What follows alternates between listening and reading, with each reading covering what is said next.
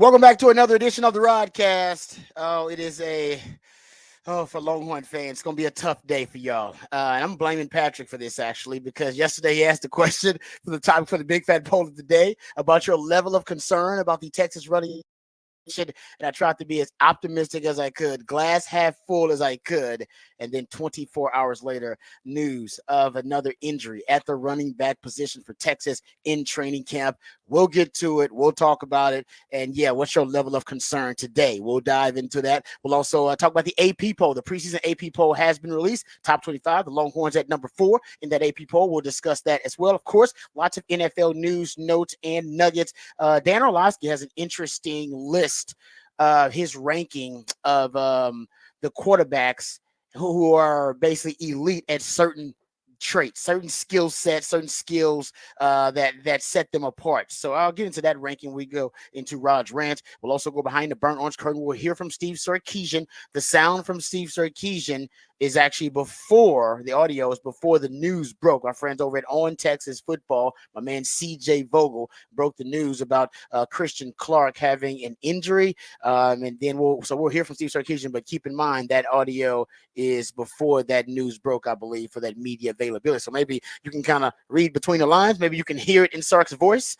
But he did know about the injury. Probably didn't, and nobody, I don't think, knows the severity of it, probably except those behind the burnt orange curtain. But we'll hear from the head coach when we go behind the burnt orange curtain. How much is your quarterback worth against the spread? We'll dive into that next segment when we get into NFL news, notes, and nuggets. We'll talk Cowboys. We'll talk Texans, of course, on the show. Heavy football. Got a lot to get into. All your usual favorites as well. We'll get into the topic for the big fat poll today. Off the record, who said that? We also got what the facts, what the stats, everything that you love, and more coming up on the show today. But before we do that, let's introduce you to the rest of the crew.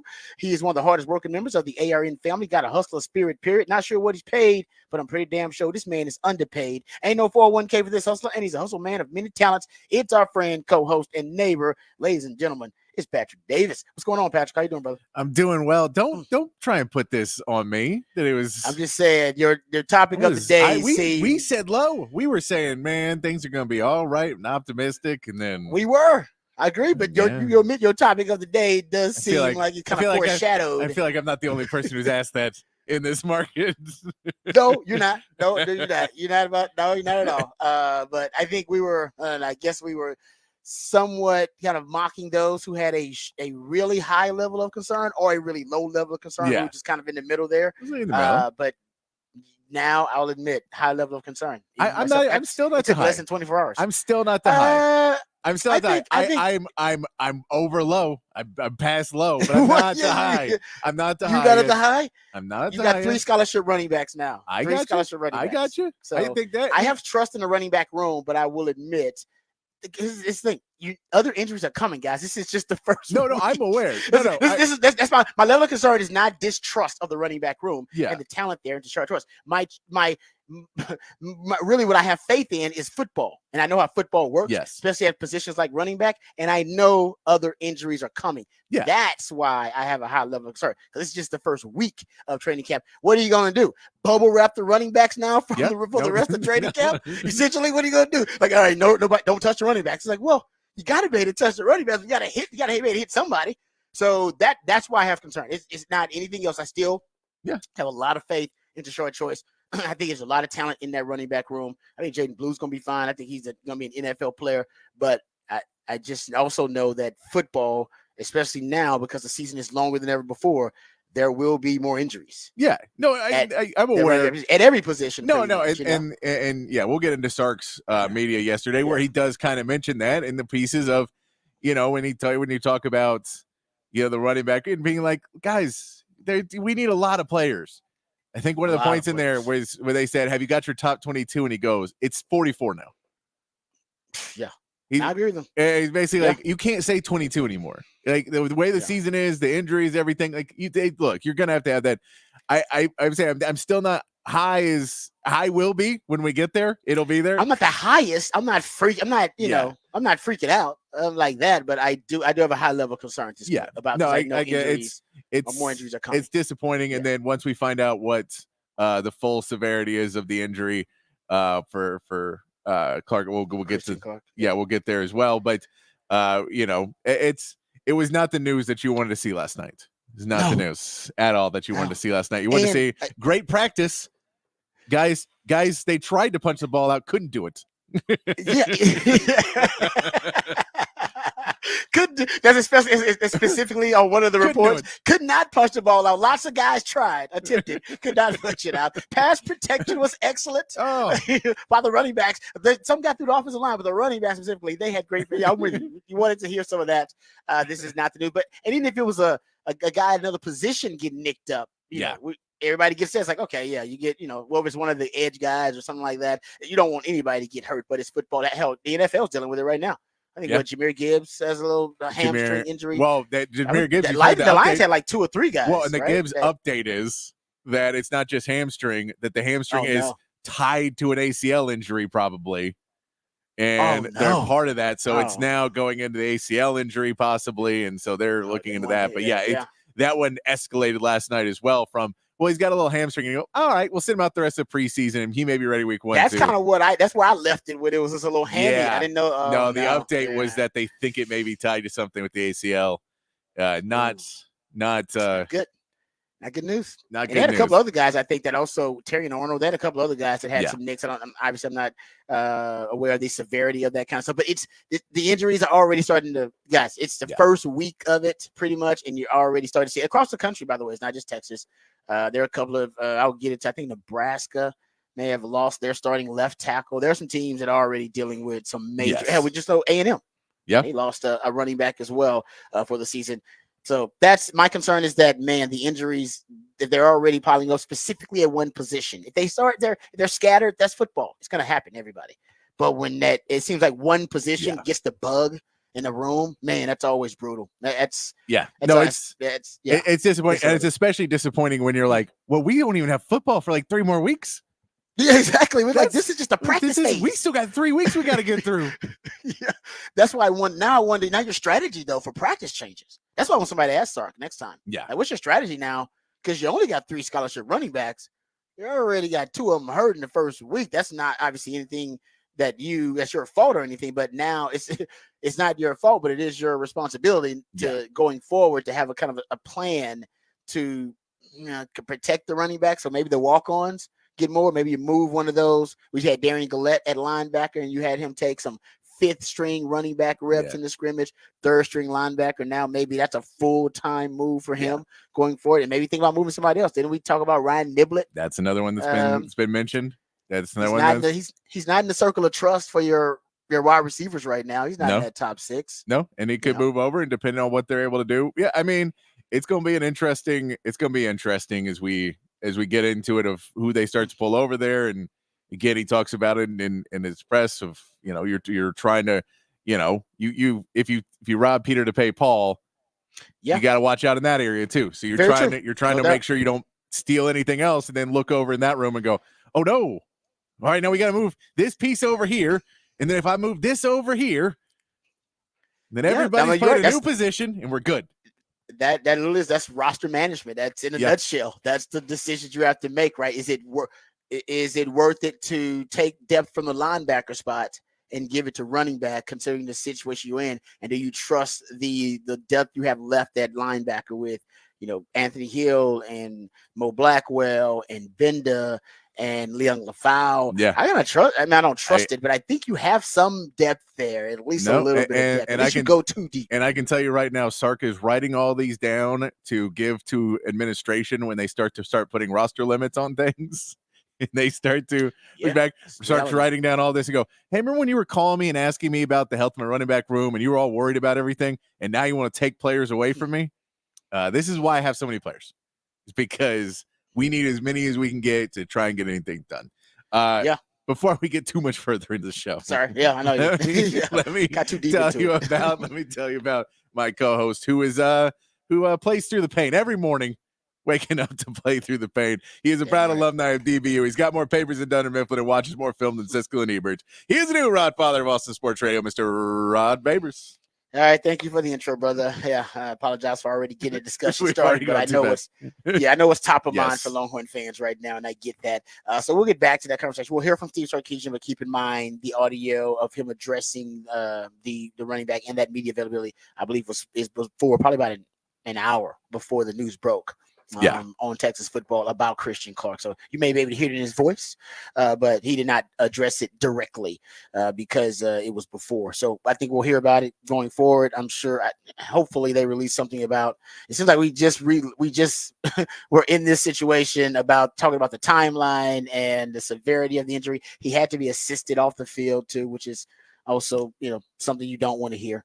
And I believe we'll get you the details of it, but we'll dive into that and talk about what it means for Texas football. We'll hear from Steve Sarkisian, and we'll get into the AP poll a little bit. I got some factoids about the AP poll, and I want to get into a discussion about it because I think some of these trends from the last couple of decades with the AP poll are really, really interesting and compelling. So we'll dive into that coming up a little bit later on in this segment. If we don't get to the Sark sound, we'll of course get to it when we go behind the burnt orange curtain. But first, let's get educated. Let's get updated. Let's get informed with all the top stories of the day with the Patrick Davis and the Horn headlines.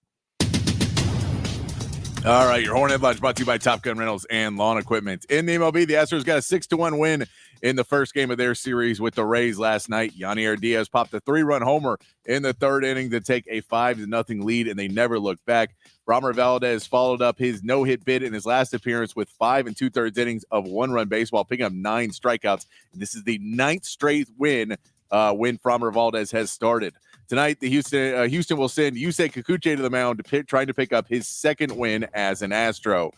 And the Rangers dropped their series opener with the Red Sox 5-4 yesterday on a 10th inning walk-off from Boston.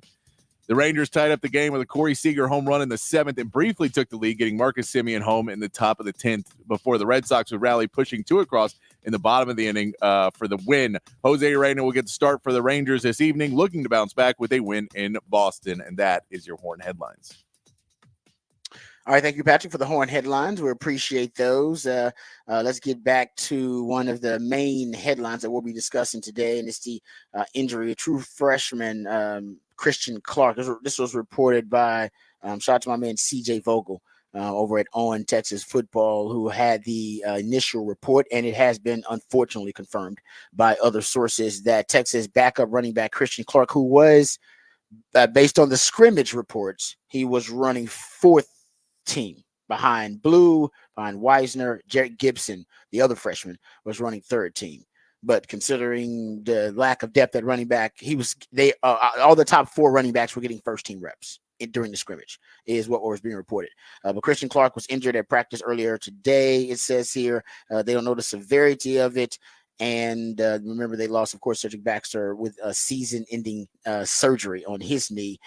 There was reports that he was going up. It was a non-contact lower body injury, going up to try to catch a football in team drills on a route out of the backfield and landed awkwardly and had to be assisted off the field. That's what the rumor is. Like I said, we haven't heard from Texas regarding this. Those are just latest reports, but the confirmed reports are there was a lower leg injury suffered by Christian Clark, the freshman. So now you may be, just for the time being, hopefully this is something that, just going to last maybe a couple of weeks. It's a short-term issue, but you're still down to 3 scholarship running backs right now, which means you're going to need a walk-on running back, and I believe they got a couple that they like, but you're going to need a walk-on running back just to give you an extra body for practices. So, or, like we discussed, you can be moving Darian Gillette there permanently. Yeah. Or Ryan Niblett. I think Ryan Niblett, because you got depth at wide receiver. I mean, that's just exactly. You got an embarrassment of riches there. You got a first world problem trying to figure out how you're going to divide up target share between all these really good wide receivers. And I haven't heard Ryan Niblett mentioned really at all. And that's no insult to him, but I just haven't heard him mentioned at all in the rotation of guys who are making plays and getting the most reps with Quinn in the first team. So, I mean, that's a guy I think you could move over to running back too, just as another body. We'll see if he's willing to do it, of course. Yeah. And if he wants to do it, I'd move him over there too. I'd do it post haste. I'd do it right now, just so you can avoid wear and tear on the group that you already have there right now. And you got to start. You don't know how long it's going to last, So you got to start Yeah, getting those and guys acclimated. and that's as quickly part as of it possible. with the Clark injury, where you want to see it. That even if it is, he's got to miss some of the weeks in the season, that you're really hoping that he'll be back at a point that if knock on wood, if there are other injuries that are down the line, he will be back by that point. Would be the hope that even if he's not back by week 1, that he's back by week 5 or 6, and then you're able to have him for the the rest of the stretch down the season. That's what you're hoping from the reports. We don't know, of course. We won't know until they say something. And yeah, I think how long did it take last time? When did they come they did out like with right after? It was right after we It was got like there. after us, right? It was kind of like noon, right around like noon that, or something. So I think because they know that now Texas Twitter is just all going crazy right now, speculation all over the place. So they don't want that to get too crazy. So usually I think they'll try to address it in the first 24 hours, which they did during the CJ Baxter injury timeline, if you will. So hopefully that's the case. But man, you know what looms big though? You think about the transfer portal. In Texas, loaded at running back. And you can argue they've had the best running back room in the country the last couple of years. Had 2 running backs drafted last year. You had Jay Brooks being drafted, of course. Keelan Robinson being drafted. Jay Brooks, first running back off the board. And then you had that Savion Red transfer. Like that right there. It's like, man, right now, a Savion Red be perfect. And I don't know where he is on the depth chart there. I think he's at Nevada. He's in Nevada, yeah. Yeah. Oh, man. But think about where that'd be right now. And I wonder, for him, I hope he's getting an opportunity. But, man, he'd be honestly, probably second back right now, second or third, probably third, maybe third, maybe I think they may have liked Trey Wisner behind him, but he'd definitely be getting some run and probably would be in a role as your short yardage goal line back for sure. Probably still would have the red cat package.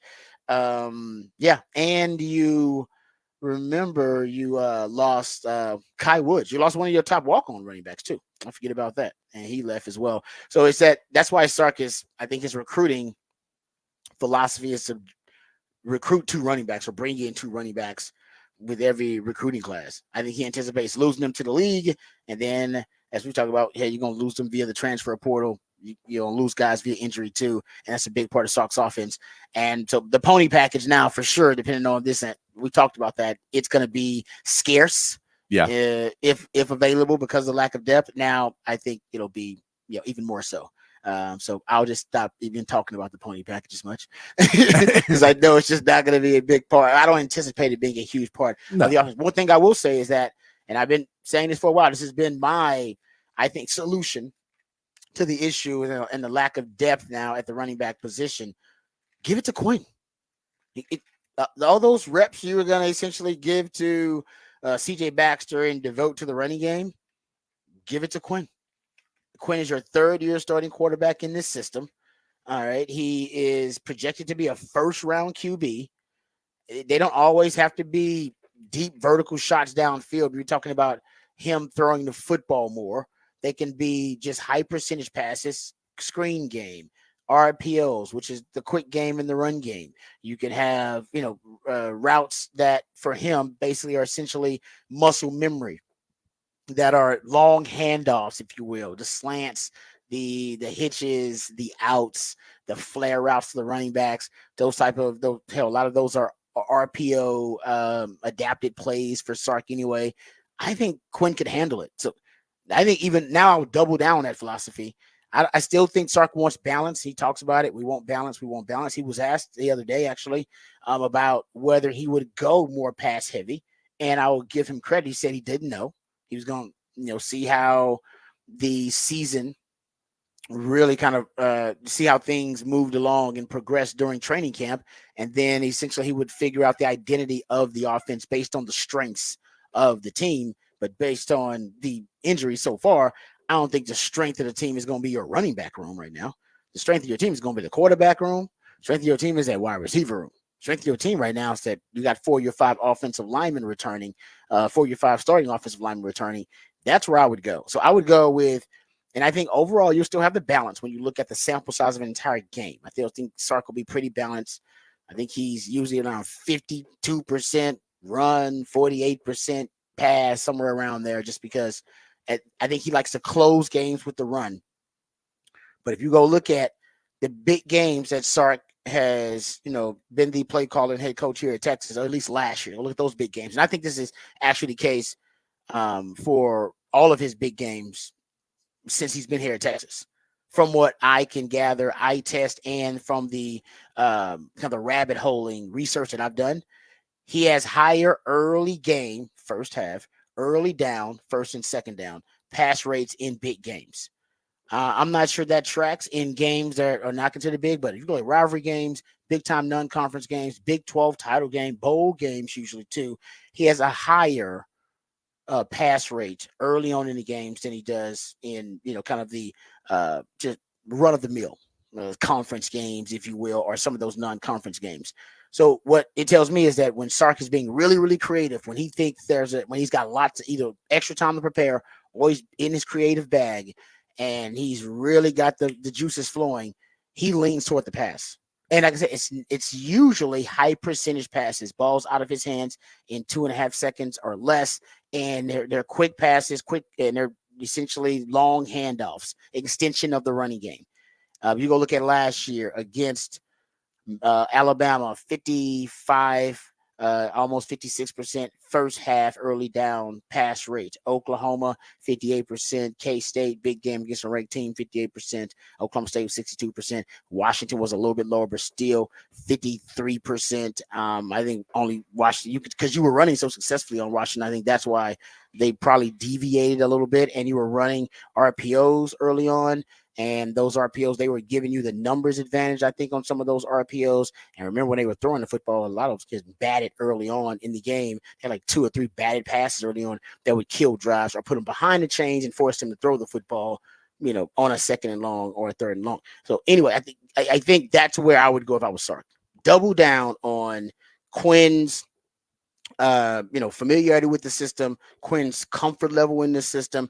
Third year starting quarterback, you guys know each other. You're going to have the helmet communication. That's going to be another advantage because you coached in the NFL. A lot of coaches in college, they didn't coach in the league, so they never had access to helmet communication. Sark did it for 2 years. So Sark has an advantage there, and I think that's going to give Quinn an advantage, being able to talk to him. That's something that will help more in the run game. Help in the pass game than it will in the run game, because you can kind of walk your quarterback through a lot of the pre-snap process and help him along. I'm sure it help in the running game, getting guys lined up in the right place, giving reminders to guys. So for the most part, that is going to be an advantage for the passing game overall for college coaches and college quarterbacks. And I think that's also another reason why I would lean more on the pass this year. And Sark has talked about how they were each year they were a different offense. Really run heavy in 2021, much more balanced in 2022. Talks about the 2023 thing with the kind of the explosive plays, but getting from a yak yardage standpoint. I think Sark understands. I know he understands the assignment here, and I think that's where they're going to end up. It's going to be Quinn's offense, like totally. They're going to, I think, give him more empower him and give him more ownership of the offense. That's the solution to this potential identity crisis in the running game. Simple. Yeah. And it fits. It's compatible with your backs right now at draft, because Trey Wisner and Jaden Blue are more backs that fit as threats in the passing game too. And that's how you can kind of utilize and weaponize their skill set. Yes, they're capable runners, but nobody expects them to be your power element to your running game. And I'm not saying Jaden Blue can't run between the tackles, but we all know speed is his elite trait, his elite skill. It's about his speed.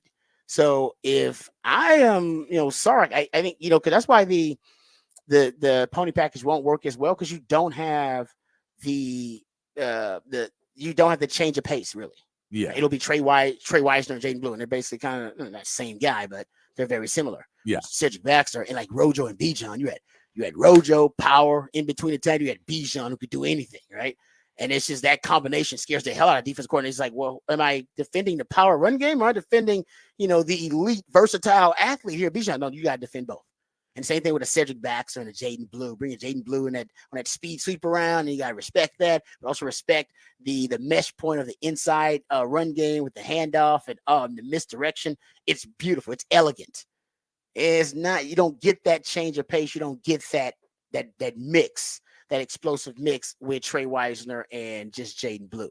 No, you need some power in that. you do. Right? I could see too. You see more two tight end sets a little bit more this year as well. Do that. Especially realizing what Amari Niblack, what he does bring versus what the other guys bring. That if you want to leave one guy back for more blocking, that if you feel we need to have another guy blocking, so we'll have a tight end out there and Gunnar Helmer, Juan Davis, who can block some and pop out for a run if we need him to, or pop out for a pass if we need him to, but then have Amari Niblack in that game where we're playing quick game. And if they don't have two guys out there to defend and they put a linebacker on Niblack, well, we can hit him downfield. And just sending out, it's all in that where we talk about Sark having more weapons than you have options to defend. And so if you put out and say, well, Jaden Blue's splitting out and he's running his little route, and then we have two tight ends and Amari Niblack's going to take off downfield, then we've got our 2 to 3 wide receivers and they're all running around. Then we have at last case scenario, if Quinn goes through and doesn't find anybody in the first 2 or 3 reads he makes, and then Gunnar Helm pops right out, and you hit him for 2 or 3 yards. I think that you could see that as well, of just trying to give so many different looks to teams and just how many different ways you can go to and let Quinn, kind of judge ahead and, with the headset communication, be able to talk him through and go, okay, these are the 3 that we need to look at. These are your ones to before you hit the check down. These are where you need to look at. I like that. So I could see that some too as well, just to try and find ways that you still have matchup advantages. And when you lose that pony package, when you lose the run game matchup advantage, you still have it in so many other places. So you just accentuate those some more. And that tight end room, finding ways to use Amari Niblack where you may not be able to use him fully all the time in just one tight end sets because of his inability to block. Yeah, he's just not and I hear he's doing better with that, but he's not. Yeah, he's not an elite blocker. And if you don't want to have him in there to try and, if you say I have a running back who's not great between the tackles, and then I'm going to try and stick it a tight end to help block on those plays, it may be even more evident that Amari Niblack's in. You're not going to run the ball between the tackles. Yep, I think Amari Niblack may reveal a little bit of your tendencies. I think he may make you predictable, but I mean that if you got another tight end on the field, like you said, that gives you a little bit more versatility on what you can do, present power, and you kind of pivot to some of those spread principles. So I like that. I think you need variety, right? Yeah, because you're going to lose the pony package. So more 12. Sark says tight end position is the most important position in his offense behind quarterback. I think they should explore a 10 personnel package. Not saying that should be a staple, but the red package, as Sark called it at Alabama, was when he had those 4 first-round wide receivers. You don't have 4 first-round wide receivers, but he would put them all on the field at the same time, like you said, trying to hunt matchups pretty much. Yeah, and you can do that. You can really kind of blitz a team with speed. Go that red package, 1 back, 0 tight ends, a 10 personnel package, and get the ball out of Quinn's hands really quickly. And there'll be a match. They don't have 4 DBs, trust me, unless they're Georgia. Maybe has that. Maybe Ohio State. All right, maybe has 4 DBs that can line up across the board and line up and defend all of your weapons. If you have 4 wide receivers out there, but there aren't many teams that can do it. And all you gotta do is rely on Quinn to find the matchup. So, and the same thing, kind of what you're pointing out with the 12 personnel, make it simple for your quarterback with that variety. So they're going to lose some of that, but I think they'll get it back with some other creative personnel groupings. Even that Big 11, Big 12, which is essentially 2 tight ends, but they bring Malik Agbo in as like the bigger tight end. That would work. More of that actually would work too. And you can do that with Amari Niblack. Essentially have 6 offensive linemen to insulate pass protection and allow Amari Niblack more time to get open, or your other 2 other receivers time to get open. That's what Sark likes out of that package. So there are options. We just don't know exactly which way Sark's going to pivot. But I say put it in the hands of Quinn. Put it in the hands of Quinn. All right, we'll come back. We got some sound from Steve Sarkisian. He's talking about the running back position, of course, but also talking about the practice and their scrimmage that they had over the weekend. We'll get into that on the other side when we go behind the burnt orange curtain here from Steve Sarkisian, the head coach of the Longhorn football team. All of that and more right here on the Rodcast, featuring Patrick Davis. I'm Lifetime Longhorn Rod Babers coming back on the Horn.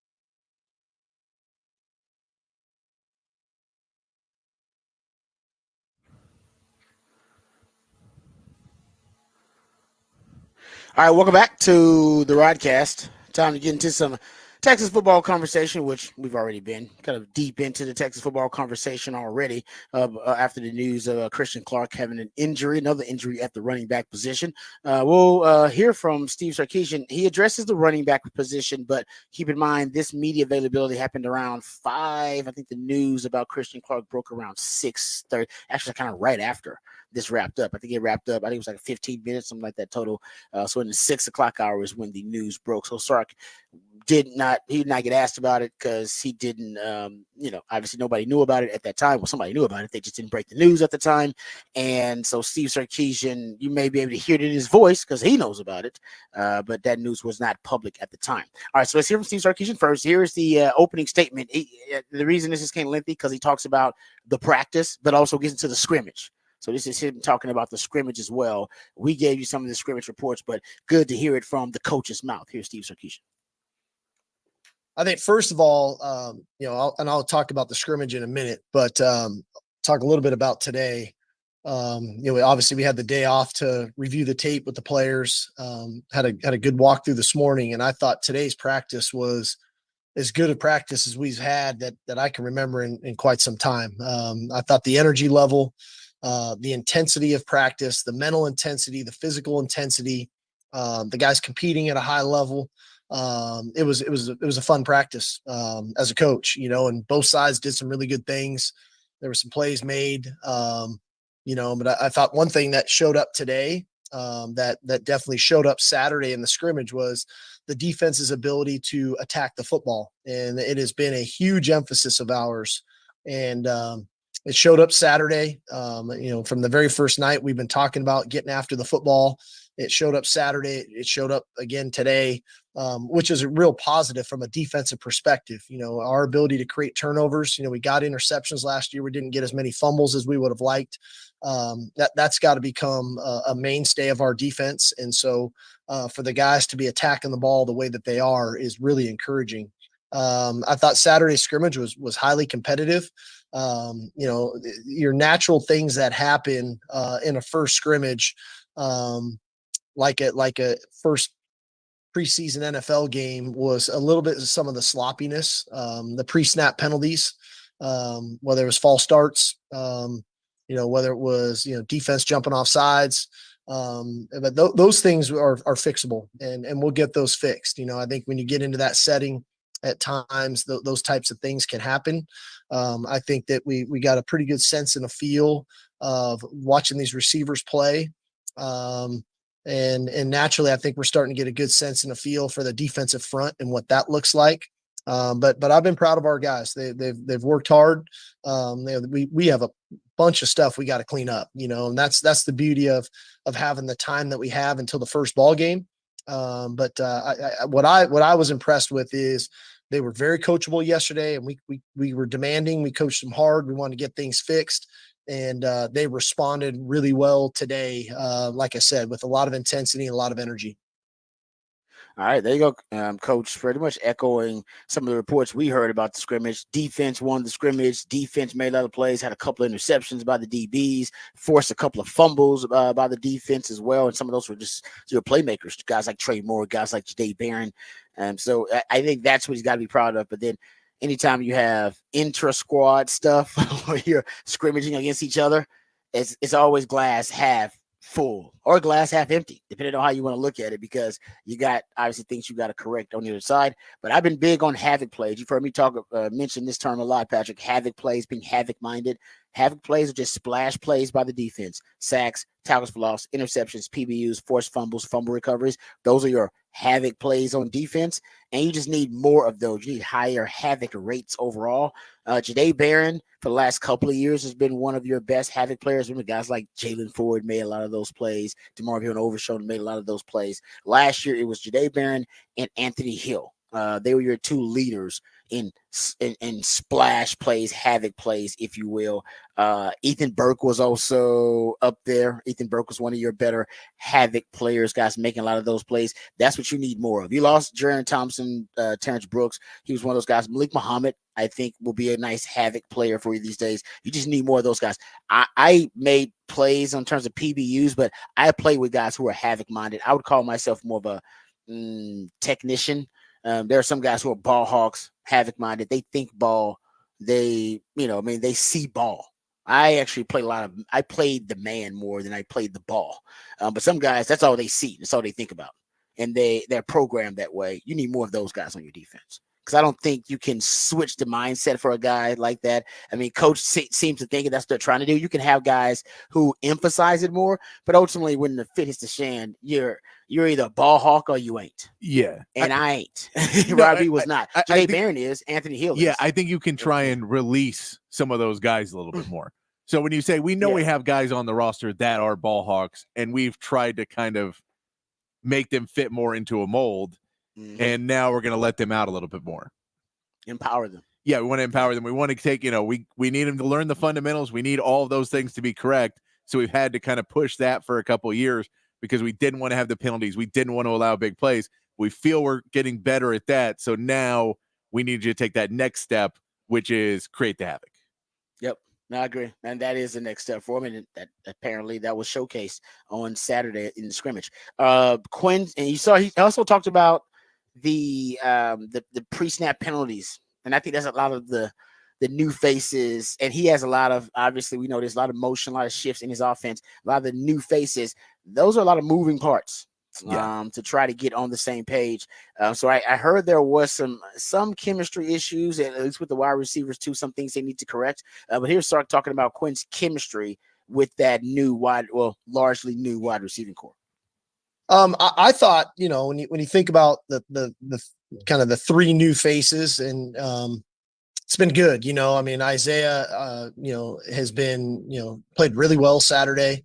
I think that, all three of those guys caught plenty of balls Saturday between Isaiah, Matt, and Silas. I think we're learning more about Silas. He just hasn't been here as long. We didn't have him in spring practice. And so, but I do think Quinn's got really good rapport with those guys.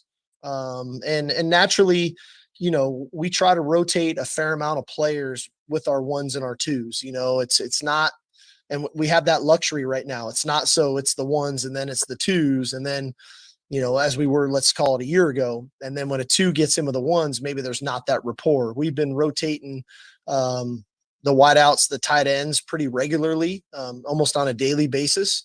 And so I think he's gained a lot of rapport with really a good 6 deep at the receiver position.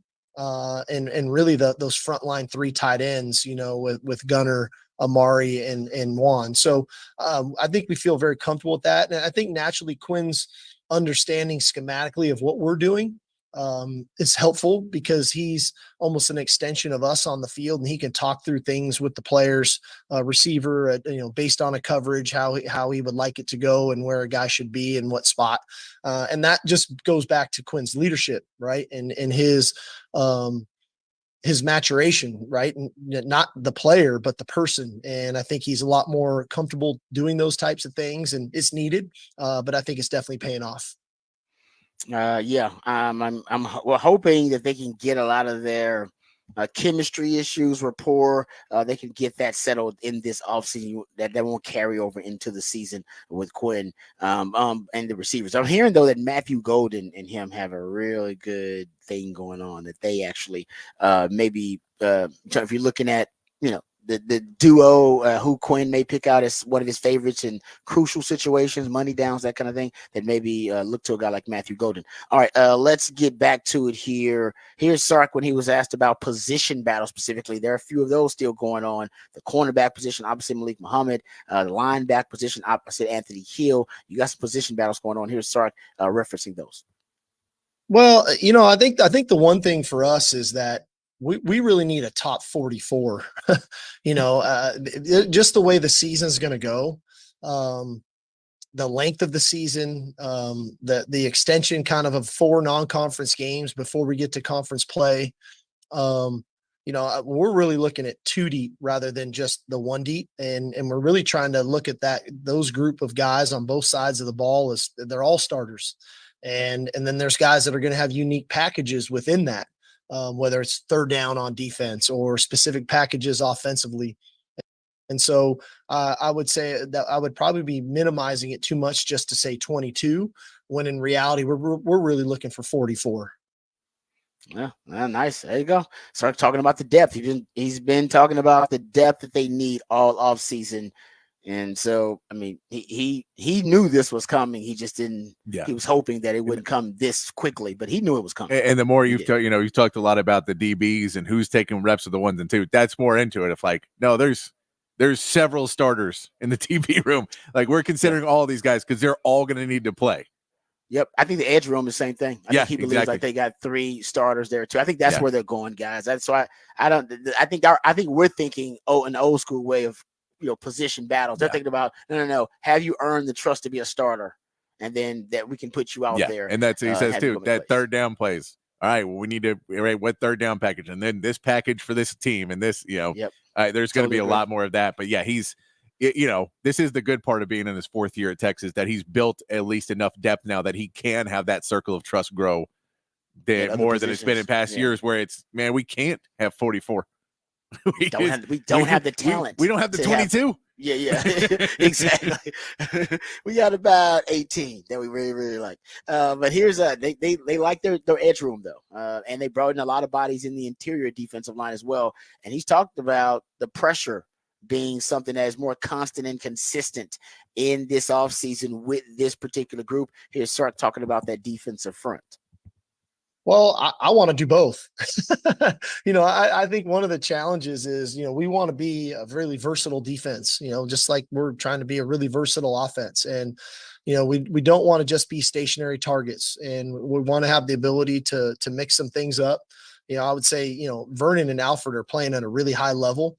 And they have a different skill set, let's say, than Murph and Sweat had last year. Their movement skills, their length, they're different players. But Anthony's disruptive. We saw that last year when we added him into the mix and what he could do even coming off the edge. And so I think we're maybe a little bit more versatile this year that way, obviously with the addition of Trey and the versatility of a Baron Sorrell and Ethan Burke. Justice Finkley's had a good camp, and Colin Simmons, as we know, can get after the quarterback. So we're a little, we're maybe a little bit different, and because we're a little bit different, we have to adapt and evolve as a staff as well. All right, let's start talking about that defensive front. One he's hoping will be a versatile group. Let's talk about the running backs really quickly. Here's Sark, and this is prior to the news breaking about Christian Clark's injury. But here is Sark talking about how the running backs performed in the scrimmage over the weekend. Yeah, no, I thought Jaden played well. I thought Trey played well. Both those guys did a nice job. I thought Christian and Jarek got their introduction to college football a little bit. Both guys put the ball on the ground once, and that's part of it. Jaden had to go up and remind them of his first scrimmage, and Cedric had to remind them of his first scrimmage and what that's like. But they also did some really good things too. And so they're definitely further down the road than maybe some would think, but we've definitely been impressed with them. So at least they're showing signs of promise already. I mean, we did talk about that yesterday, that there were 2 fumbles on the goal line. I believe Ja'Day Barron caused one of those and Trey Moore caused the other one. Havoc-minded players, if you will. The last cut here before we go to break is Sark talking about adding depth to that running back room. Darian Gillette is a guy they moved over there to get some reps. He did both linebacker and running back during the scrimmage. But here's Sark discussing moving players to the running back position.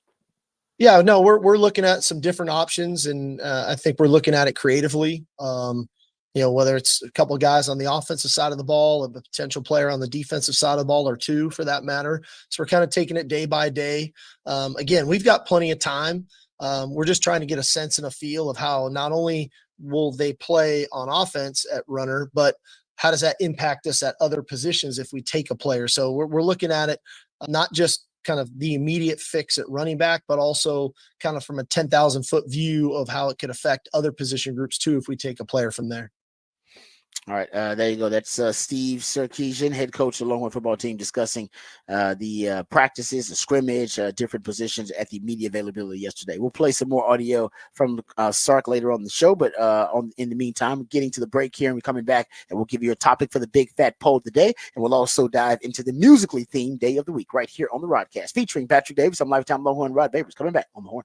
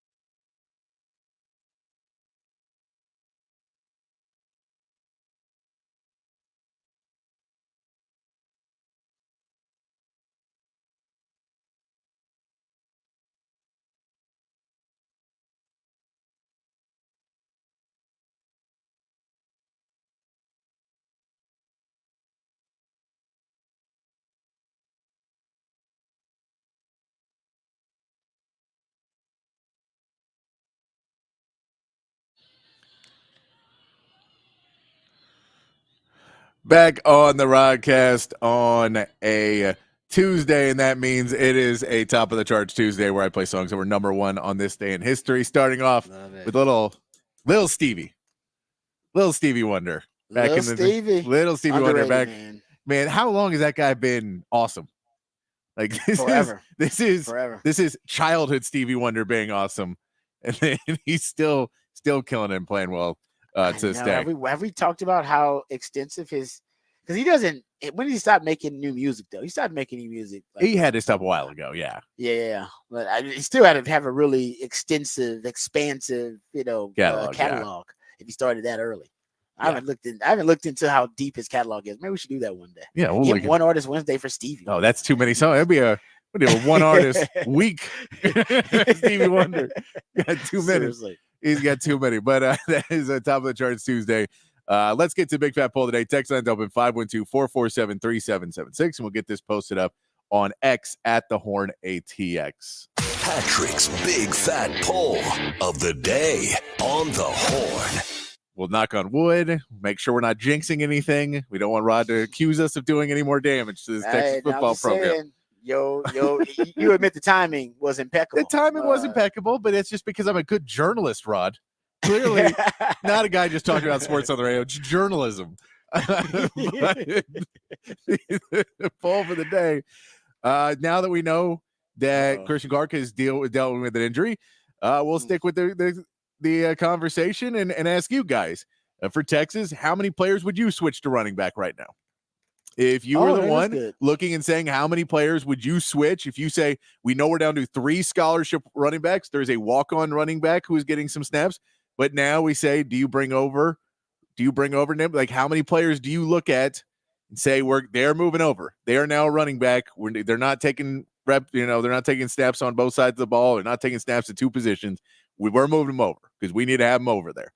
How many players are you looking to switch to running back? Are you just going to take one over? Or do you start to get a little bit more and say 2 or 3? Do you say, I really need it, and I feel we have enough depth at other positions, so give me as many as we can because now I'm scared. And we know other things are going to happen, and so we just want to get as much as we can and be ready for anything. How many players would you switch to running back? I'll put up there 1, 2, 3, and 4. I'm not going to put up 0 because someone's getting switched over. Like we know somebody will at this point. Yeah, I think Darian Gillette right now is the most likely that he's going. He's already, I mean, we saw Sark just said in that clip, he basically said 1 to 2 players on defense and a couple on offense that they're looking at. So it's saying at least 4 that they're looking at. Yep. Not saying they're going to switch off, but at least 4 they're looking at right now. Considering, yeah. They hope they don't have to explore that option, but if they hit another injury at running back, they'd have to explore moving. And while you have time for someone to learn more of the playbook, when you talk about those pre-snap and we talk about how important it is to learn. I mean, again, the holding on to the football, to picking up blitzes, if that's not what you're used to doing in pass pro. And I know those guys are probably not going to be put in that position as much.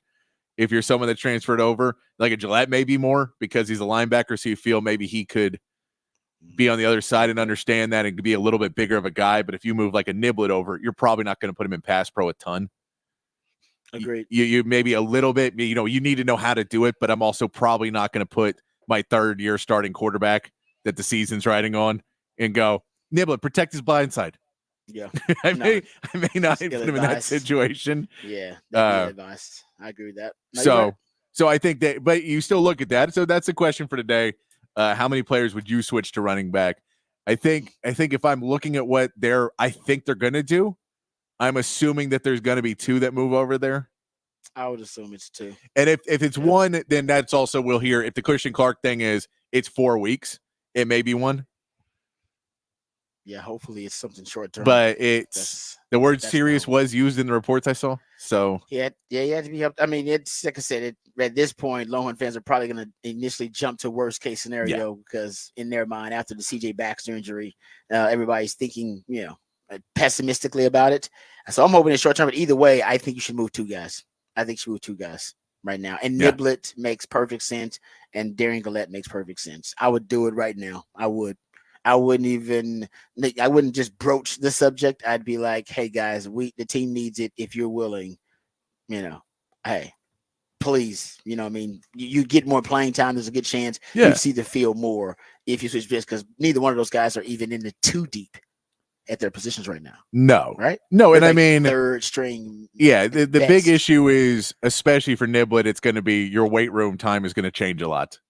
But other than that.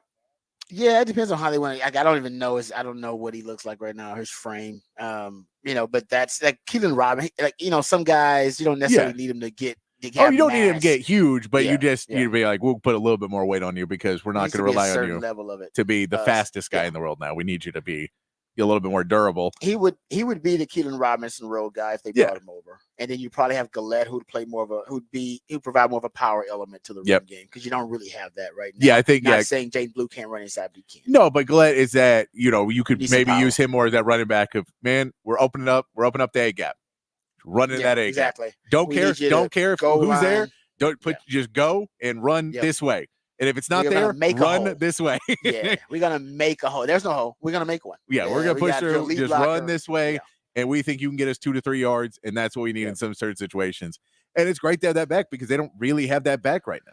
I mean, that CJ Baxter, even though his running style, he's a little higher in terms of pad level, he did have a knack. I mean, he was there in between the tackles, power runner, and you lost that. And by the way, this is a team that cannot afford to lose weapons like that in short yardage and goal line and in the red zone because they were lackluster, to say the least, there last year. So no, you're right. I think mine would be 2. I do. Like I said, I would execute that immediately, putting 2 running backs in that room. Yeah, because like I said, like you said, they got to learn the playbook.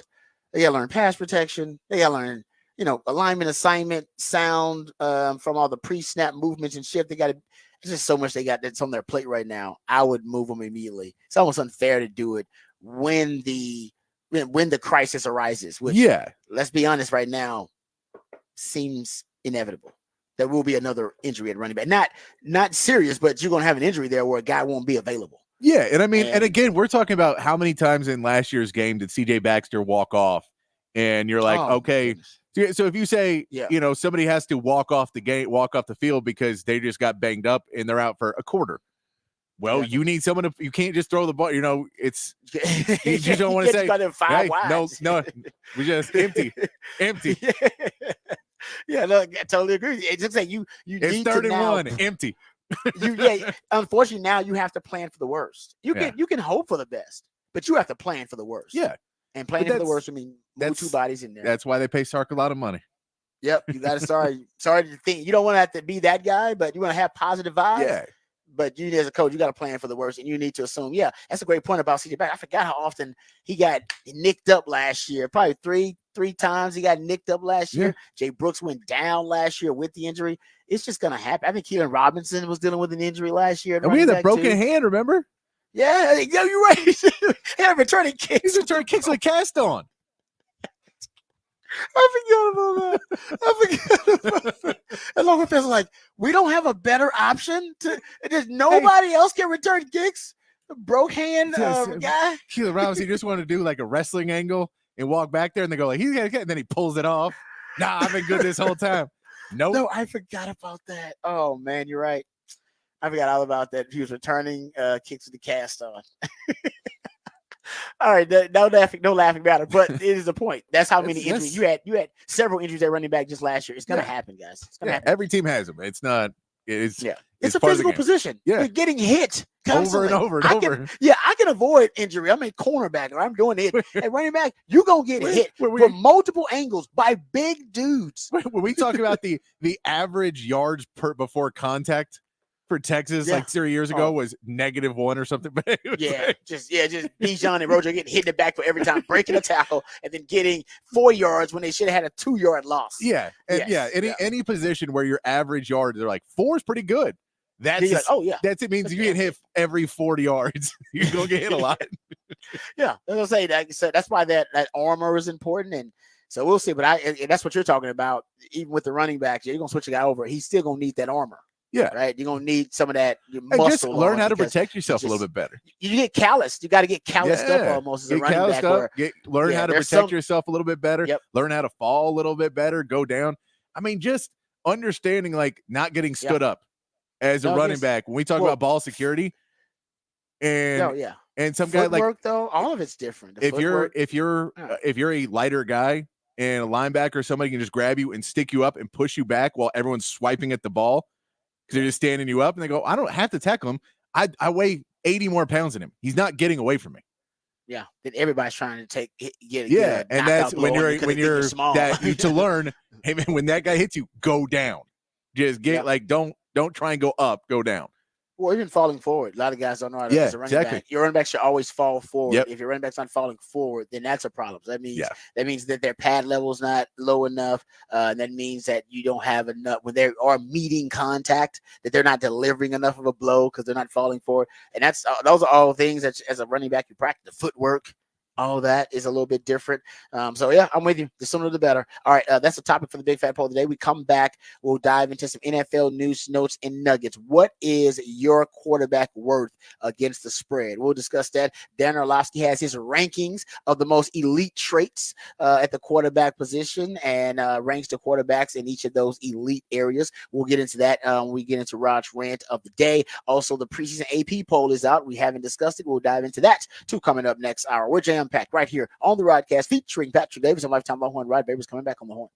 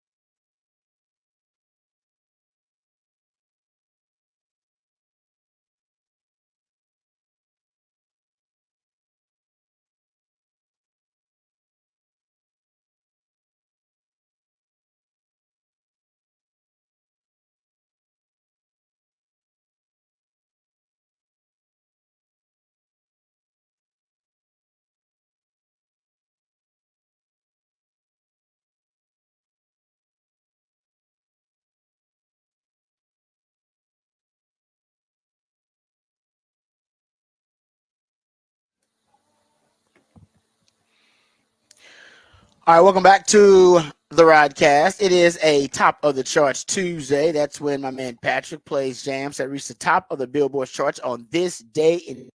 So we'll appreciate him and all the musically themed days of the week that he comes up with, but especially top of the charts Tuesday. I always learn something new. I haven't yet, but I guarantee by the show I'll learn something new on the top of the charts Tuesday. We all learned some unfortunate news today. We learned that Christian Clark, another Longhorn running back, suffered an injury at practice, so he's going to be out at least for a little while. Hopefully, it's a short while. We haven't heard any reports about the severity of the injury, but CJ Vogel Vogel over at On Texas Football did report that yesterday. We'll get into more conversation about it. Talked about it a lot, obviously, in the first hour of the show. But Patrick's topic for the Big Fat Poll of the day is related to that topic. So was the one yesterday. I'm not gonna say that he jinxed it because he didn't, because he talking about what's happening.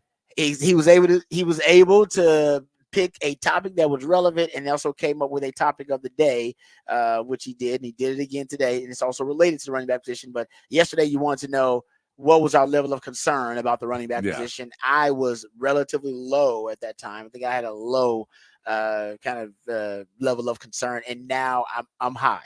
It's just 24 hours later. I'm pretty high, my level of concern.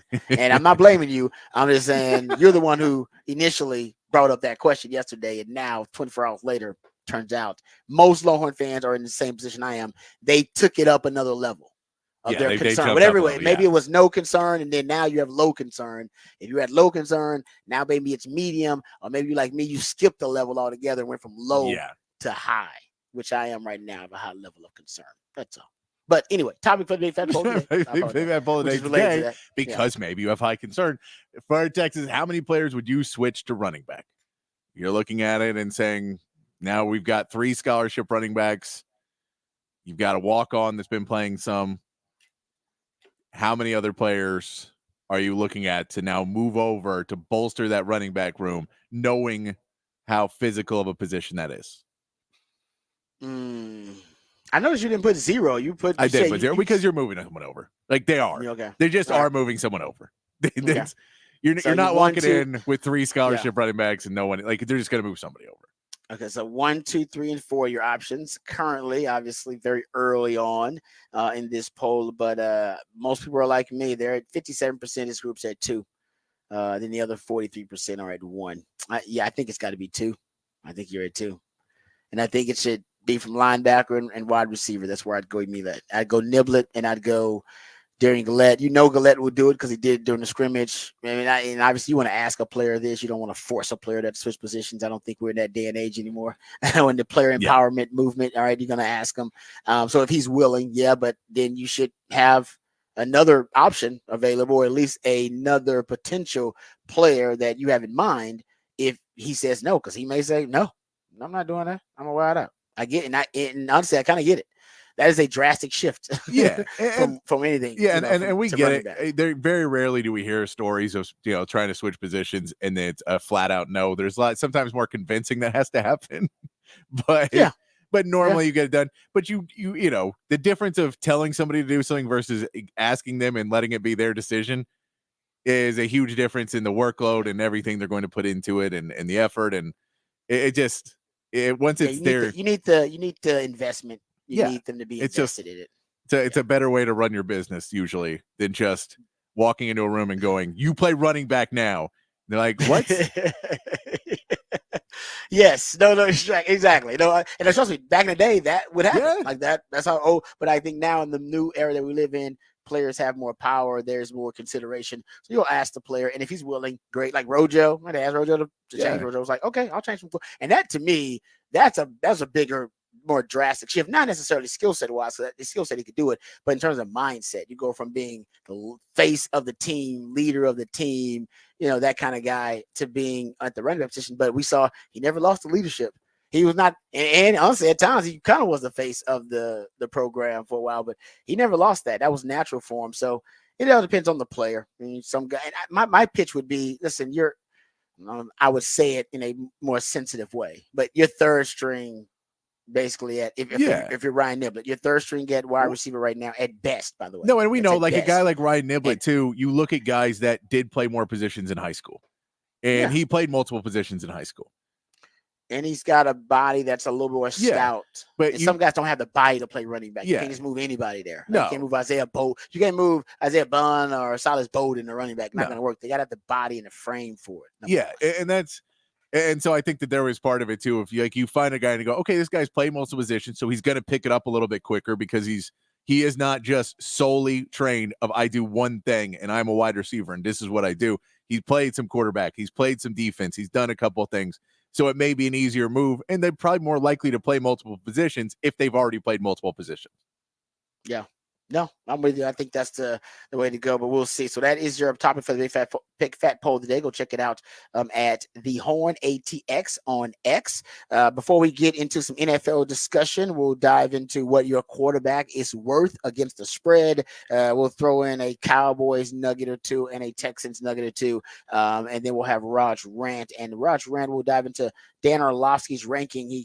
He listed essentially what he believes are the most important traits at the quarterback position and ranked not every quarterback, but I think gave his top 10 of quarterbacks in the league with those specific traits in mind and where they would rank with arm strength. And I think he got awareness. I ball think he threw out there placement. Ball placement and accuracy, that kind of stuff. So we'll dive into that when we get into Raj Rant of the day. But first, let's get updated, let's get educated, let's get informed with Patrick Davis and the Horn Headlines. All right, your Horn Headlines brought to you by Top Gun Rentals and Lawn Equipment. In the MLB, the Astros got a 6-1 win in their first game of the series with the Rays last night. Yanier Diaz popped a 3-run homer in the third inning to take a 5-0 lead, and they never looked back.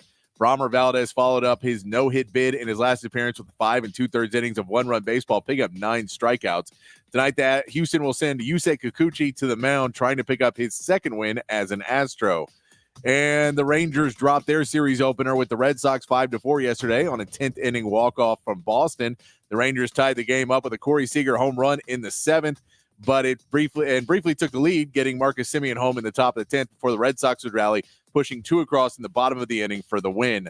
Jose Urena will get the start for the Rangers this evening, looking to bounce back with a win in Boston. And that is your Horn Headlines.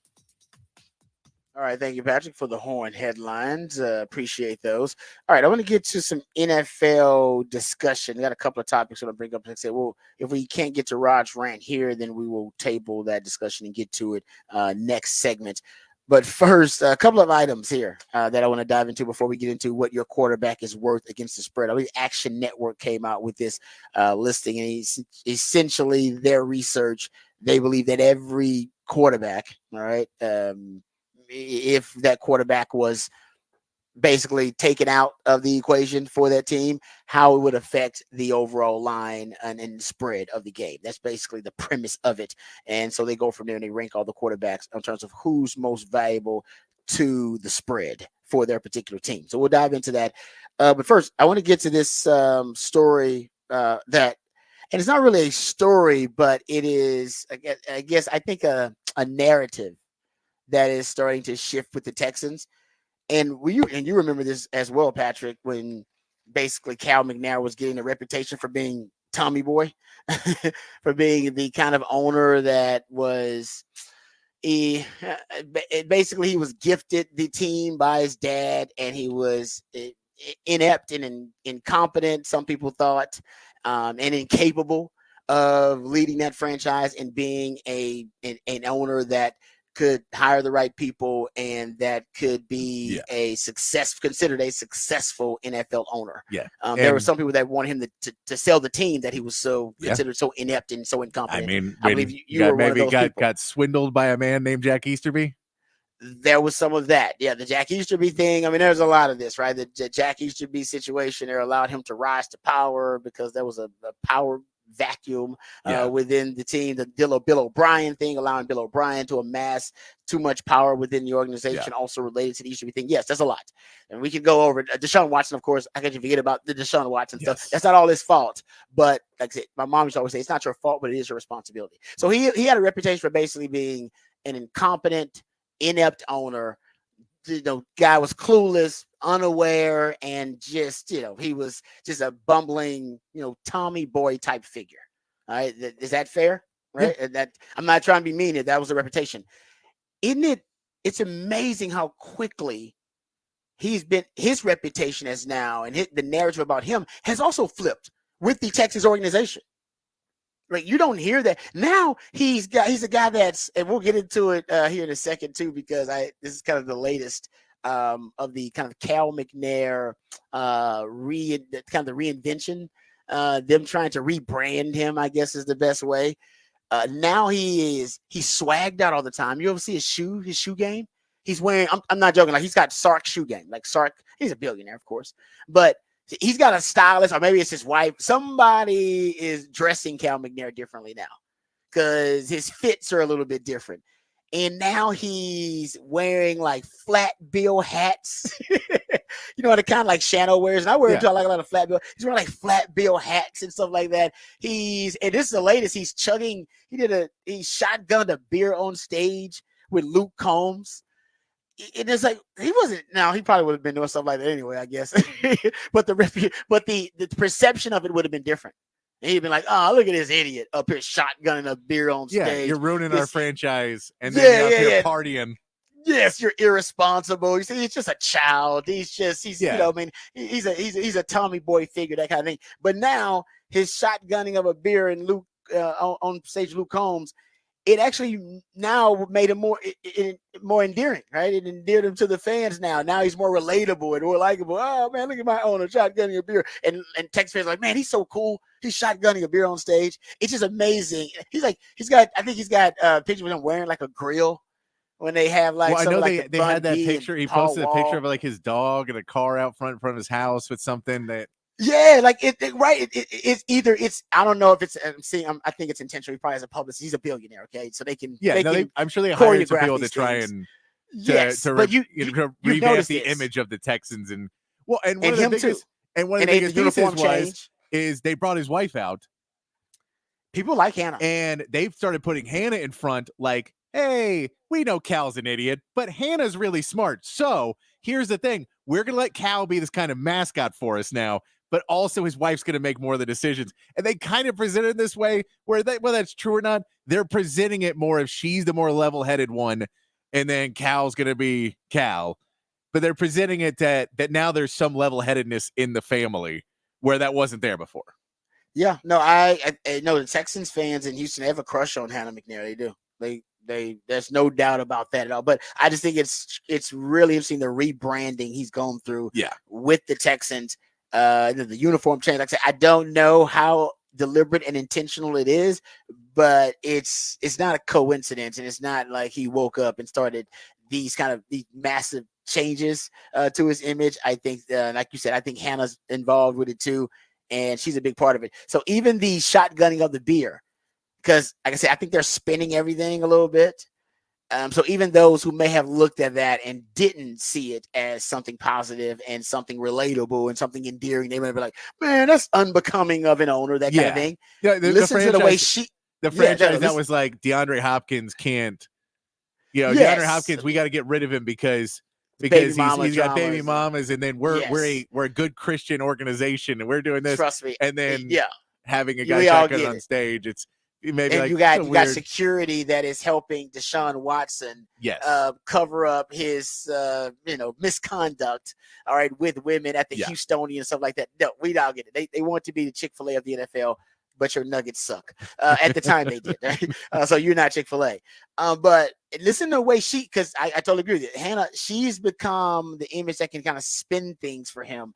So for those who may have thought, oh, that's unbecoming of an owner to be shotgunning beers on stage at a concert for an NFL team, listen to the way she spins it when they ask her about it at practice. What's up? Let's go get some beers so we can shotgun. Oh my gosh. You know why he did that? Because they wanted the team to do it. And he goes, no, they're in season. I'll take it for the team. Oh, okay.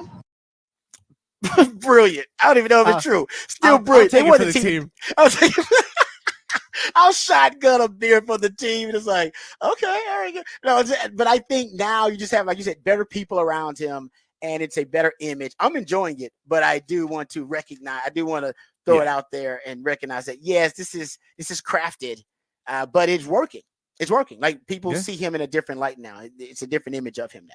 Yeah, so I think it's a thing because I'm still not probably the biggest Cal McNair fan in the world. But, I get it. But at the same part, I like the ownership group as a whole now and what they've got going on and what they're doing and letting football people make football decisions. I think is a good move for what they've been doing, and that's always where it is. And so there's a lot of progress they've made, and yeah, it's funny to see it because it is a huge PR move that they have done over the last year or two to really just dive full in of rebuild's over, no more, none of this. Like, we want to be a valuable franchise. Let's go take it. When I think they realize, yeah, we're going to become one of the premier franchises for a while with CJ Stroud, and then people are going to pay more attention to us, and they're going to pay more attention to the owner. Yeah.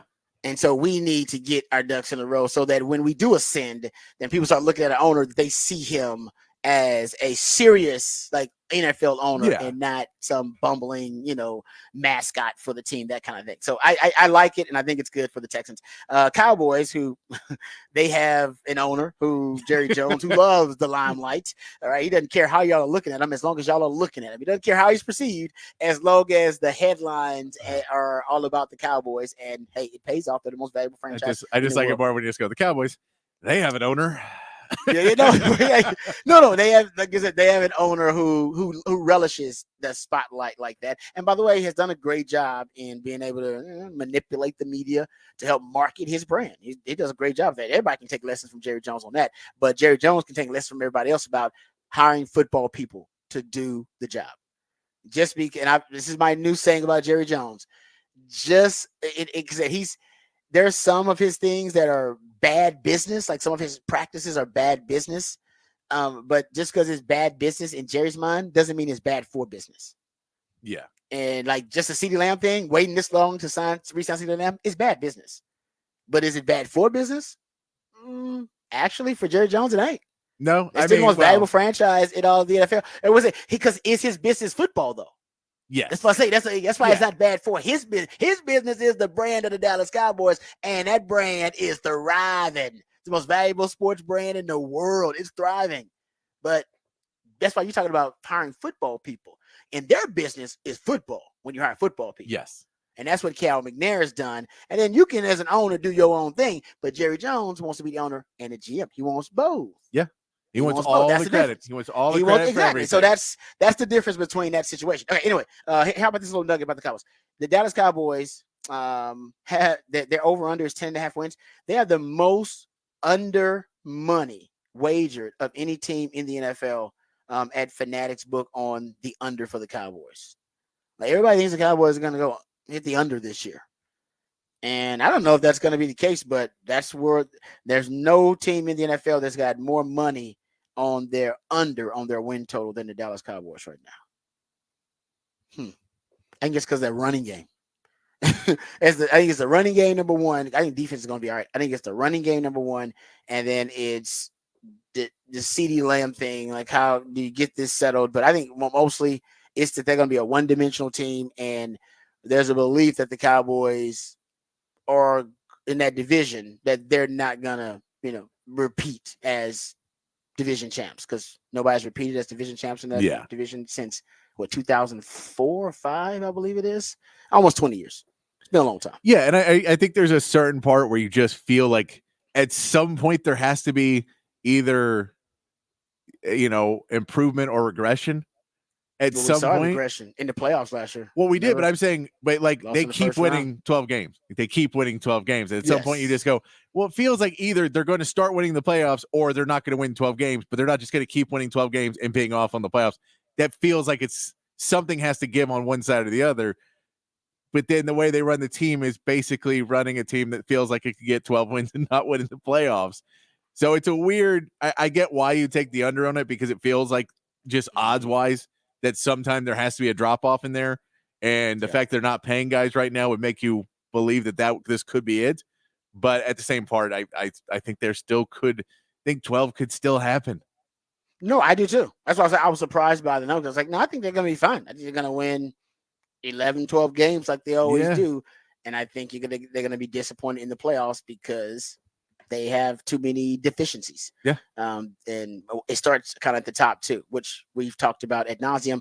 So there you go. That's my little factoid about the Cowboys. All right, let's get to this Action Network piece. Action Network, they did a really nice breakdown. They actually went in and dissected and analyzed 117 quarterbacks. They were on NFL rosters.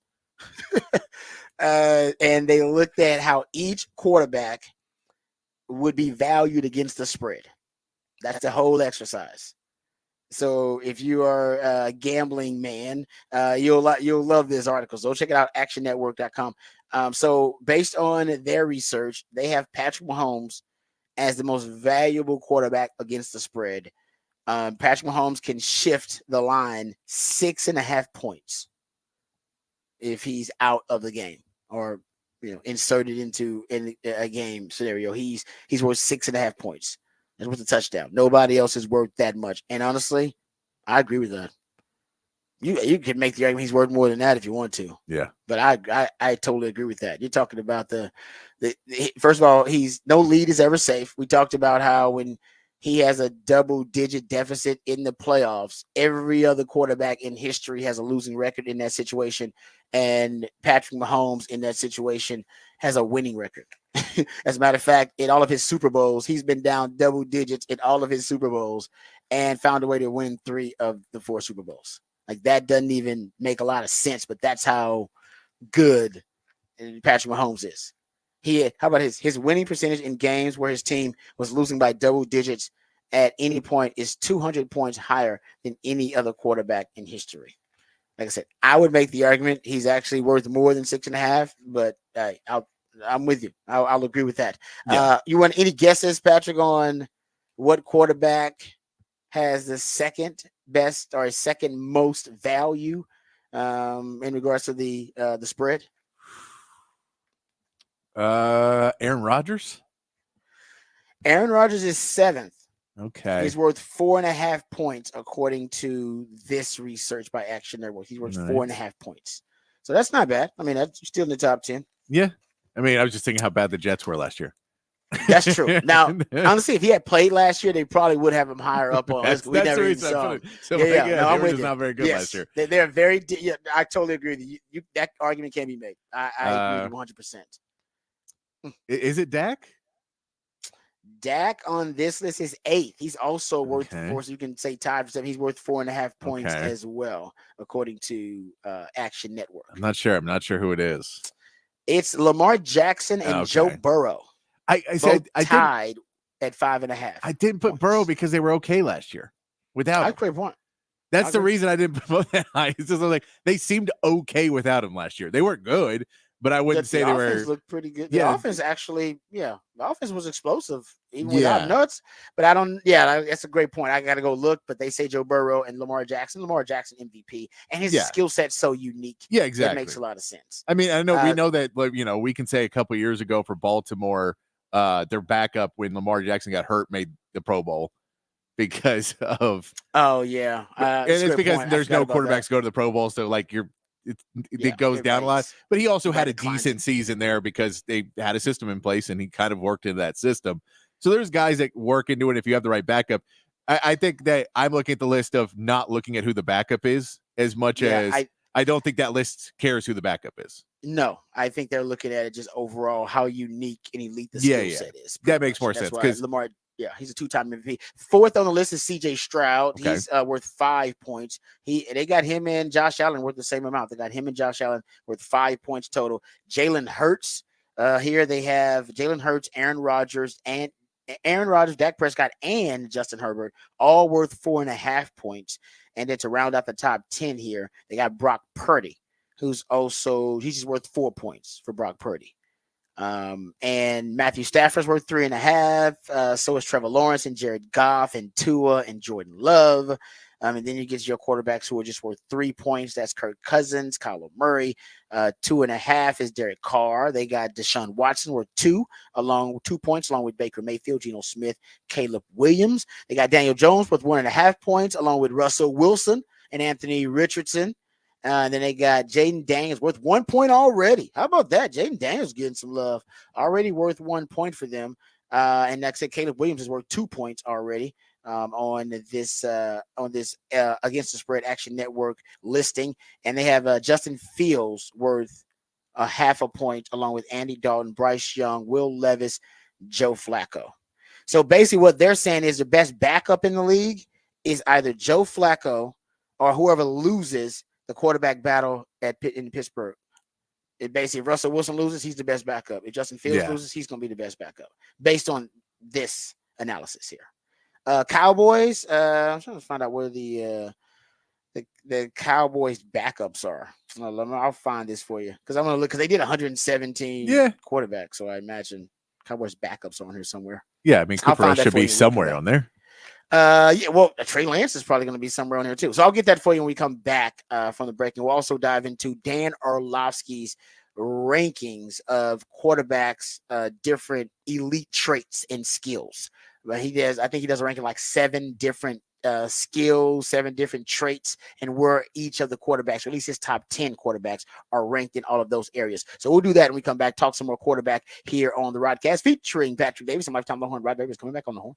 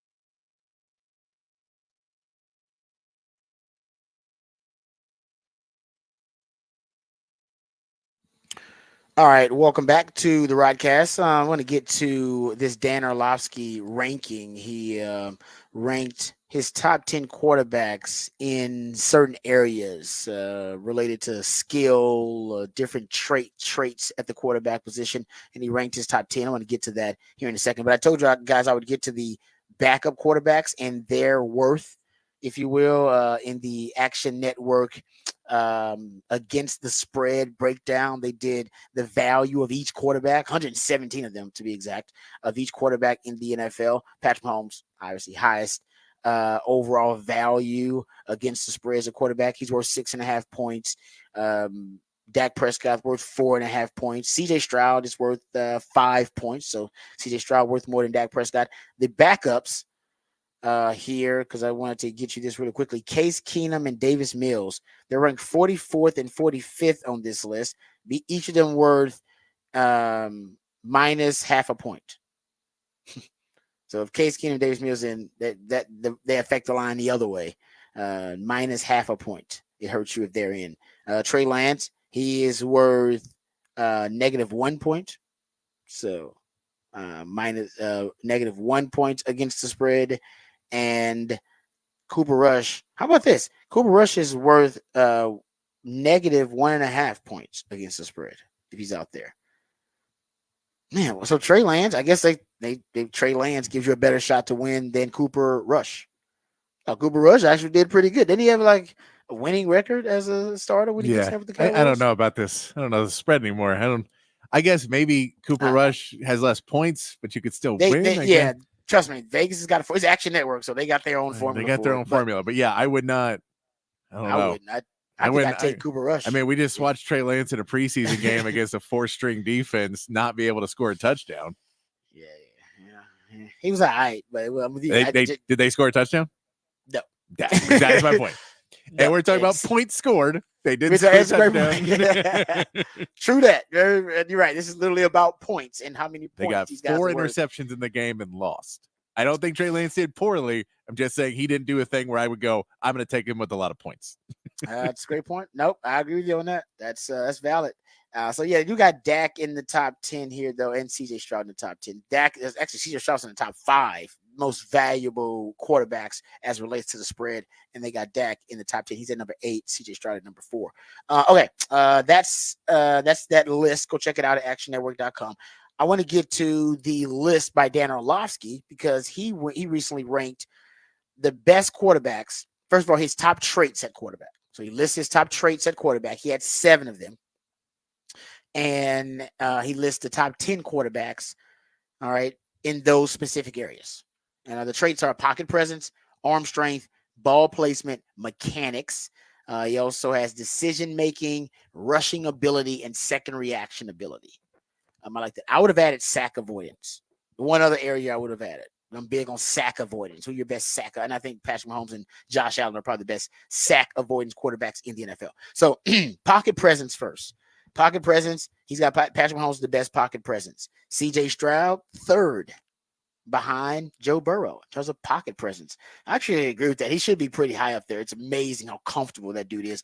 Think about it. He had the most injured offensive line in the NFL, most injured O-line in the NFL in the last 20-something years, and you saw it poised from this dude as a rookie.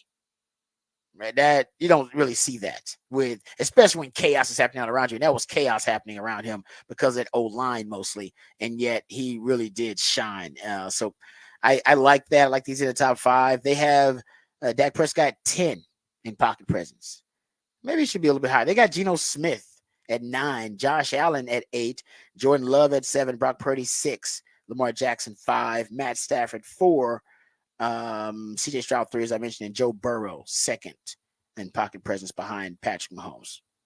I think Dak probably should be a little higher. I don't think Dan Orlovsky likes Dak Prescott very much. It seems. But he is. When I was looking at this list, I was going down.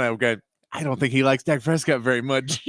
He does have him top 10 in all the categories. He does have him top 10, but again, he hasn't been. He's ranked top 10 in every last one of these categories. I don't even know what quarterbacks are top. I got to go look at that and see which one are top 10 in everything. He's got him top 10 in everything because he doesn't even have Lamar Jackson's not top 10 in decision making or ball placement. Oh, he didn't have it. Yeah, so he's got some guys that Patrick Mahomes, I believe, is top 10 and everything. I believe. No, you're Joe not gonna look Burrow. at Josh. I bet gotta Joe look at Burrow is. Yeah, I got to look at Josh Allen's not. See, Josh Allen Patrick didn't make Mahomes. decision making. Patrick He didn't make Mahomes is decision-making. not top 10 in mechanics.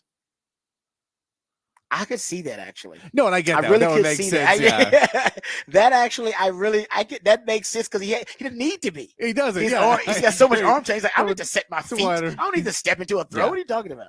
So I get that. That actually makes sense. Okay, so continuing pocket presence. That was it. So Dak is top 10 in all of them. So he doesn't love Dak, but he respects Dak. Yes. Oh, how about that? He doesn't necessarily love or like Dak, but he does respect Dak. Yeah. I think that's really so arm strength, Patrick Mahomes is number 1, Josh Allen number 2, Justin Herbert 3, Matthew Stafford 4, Aaron Rodgers 5. No CJ Stroud here. Will Levis 6, Baker Mayfield 7, Anthony Richardson 8, Dak Prescott 9, and Lamar Jackson 10. So no CJ Stroud in that arm strength category there. Ball placement. This is where CJ Stroud should be higher, and he is. He's 5th in ball placement. He's got Joe Burrow, the best ball placement quarterback out there. Tua, he's got 2nd. So it's kind of, and remember, I always talk about a quarterback's X-Man ability. Like, what does your quarterback do better, as well or better than everybody else? If you don't got a quarterback where you can name 2 X-Man qualities, then you ain't got a franchise quarterback. You think you do, but you don't. Your quarterback has to have something elite trait about them. And that's why Cowboys fans don't really love Dak, because they don't believe Dak has an elite trait. Like something that he does better, or as good than everybody else. I think he's a great combination, but I couldn't tell you the elite trait. It might be leadership. And by the way, which matters at quarterback. It might be away from the actual field, his impact, his leadership, his maturity. Remember how he handled the Tony Romo stuff when he came in as a rookie, and everybody was like, this dude is next level. Man, who handles a situation with as much maturity as he did? How he handles Jerry Jones and the contract negotiations. He does that in a really mature way. It may be his leadership away from it. Remember the scene where he's on the bench, he drinks a Gatorade out of the paper cup, he balls it up, he tries to throw it in the trash can, he misses. This is during the game. He misses. He sees it, he misses the trash can, goes over during the game, picks it up, and puts the trash can. Even though there are people literally that is their job on the sideline. Yeah. And anyway, who would have cared if he left it there? But there's a certain way to do things. Yeah. And the only way to do something is the right way to do something. That's it. Like, even if you're just picking up trash, that's how some people like live their life. Like, no, there's a right way to do it. Just do it the right way. Yes. Do it the right way, period. And do it from the time you get up. Make the damn bed when you get up in the morning. Just start doing the right thing day after day. Yeah. And that's your culture. That may be Dak's X-Man ability. It may be. Yeah, it's a way. I know Sark has said, a lot of college coaches, winning is not a sometimes thing. Winning is an all the time thing. Exactly. And that part of their mindset is, I didn't get into the trash can. I'm a winner. I get into the trash can. Even if I don't pick it up, I get it in there. It's a small thing, but when you think about it, it's like, actually, how many guys would have done that? Not many. No. Not many at all. Okay, so getting back to it, CJ Stroud ball placement, he's 5th. Brock Purdy 6th. Geno Smith 7. Dak Prescott, they got 8 once again there. Jared Goff has 9 in ball placement. Josh Allen 10. I'm a little surprised Josh Allen's there too. Mechanics. This is when you mentioned no Patrick Mahomes. Joe Burrow 1st in mechanics. Matthew Stafford 2nd. Justin Herbert 3rd. CJ Stroud 4th. He's got Dak Prescott 5th. I think Dak Prescott is pretty sound in his mechanics. Jared Goff is 6th. Tua 7th. Aaron Rodgers 8th. He's got Brock Purdy 9th. He's got Trevor Lawrence 10th in that list of for the best mechanics by a quarterback. Decision making, which is important. He's got Aaron Rodgers, best decision maker in the game, followed by Matthew Stafford. Strangely enough, those were Caleb Williams' top 2 quarterbacks when we played that audio yesterday. Joe Burrow's 3rd. CJ Stroud is 4th in decision making. Think about that touchdown interception ratio, right? One of the best we've seen in the history of the NFL. Brock Purdy 5th. Jordan Love 6th. Patrick Mahomes 7th in decision making. Got Dak Prescott 8th, right behind Mahomes. Jared Goff 9, and Kirk Cousins 10 in decision making. Rushing ability. This is an interesting one. Lamar Jackson 1st. Josh Allen 2nd. Anthony Richardson 3rd. Jalen Hurts 4th. 5th, Justin Fields. 6th, Patrick Mahomes. Very underrated runner because he only runs in the playoffs, but he's a dagger when he does it. Dak Prescott 7th. Joe Burrow 8th. Kyler Murray 9th. I feel like Kyler should be a little bit higher. What? Is this disrespected Kyler on that one, man? Is this just because he gets hurt all the time? And so they're like, don't run the ball anymore? I get maybe the frame. You're right. Maybe they're like, he's too slight. I don't know. But yeah, it feels like it should be higher. he should be ahead. Honestly, he should be ahead of Patrick Mahomes on that one. Yeah. I'll give him, in terms of rushing ability, his just Yeah. raw rushing ability, he should be like sixth. Yeah. And then you bump Mahomes, because Mahomes don't even want to be considered a rusher. He only does it out of necessity in the playoffs. Exactly. When he has basically to. everyone behind that. Kyler Murray, I think, runs a little bit more. Yeah. And then again, I'll say I don't watch a ton of Arizona football anymore. I've been researching and doing some NFL, like just doing background on the NFL this season. And actually, I was going to have a take where I shared this information, but when Kyler Murray came back from the injury, they're one of the better rushing teams in the league. I'll give you that later on. Yeah. But they were really good. It's because of him.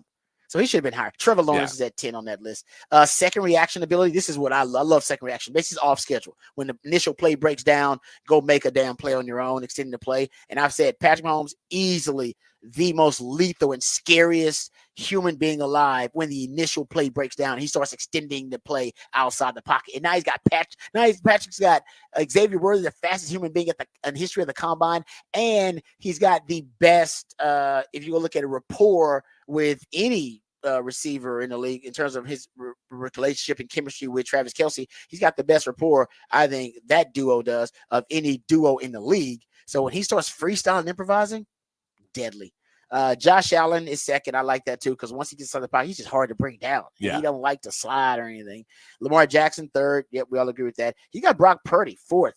Second reaction ability, very underrated. Jordan Love fifth. Caleb Williams already sixth in second reaction ability. And I kind of agree with that, man. That dude, he's deadly off schedule. Dak Prescott seventh. Best second reaction ability. Jalen Hurts eighth. Gardner Minshew ninth. And Justin Herbert 10th on the list of best quarterbacks with second reaction ability. I would have threw in sack avoidance as another category. Yeah. I would have threw that out there. But I like Gardner Minshew makes it on there. The second reaction ability. Big Yeah, game. I like, because I agree. When you watch him, you go, he does. It is. He He's a makes guy. something out of nothing. It's a reason why why no one wants to be a franchise quarterback or starting quarterback is because the first reaction, not always the best, but second reaction wise, pretty good. It is exactly right. Like when the play breaks down and he's just out there being a football player. Yeah. Flying by the seat of his pants. That's when Minshew magic happens. Yes. Yeah, no doubt. All right, we go to break. We'll come back. We got what the facts, what the stats. Got a bunch of those to share with you on the other side, right here on the Rodcast, featuring Patrick Davis on Lifetime Low Horn. Rod Babers coming back on the horn.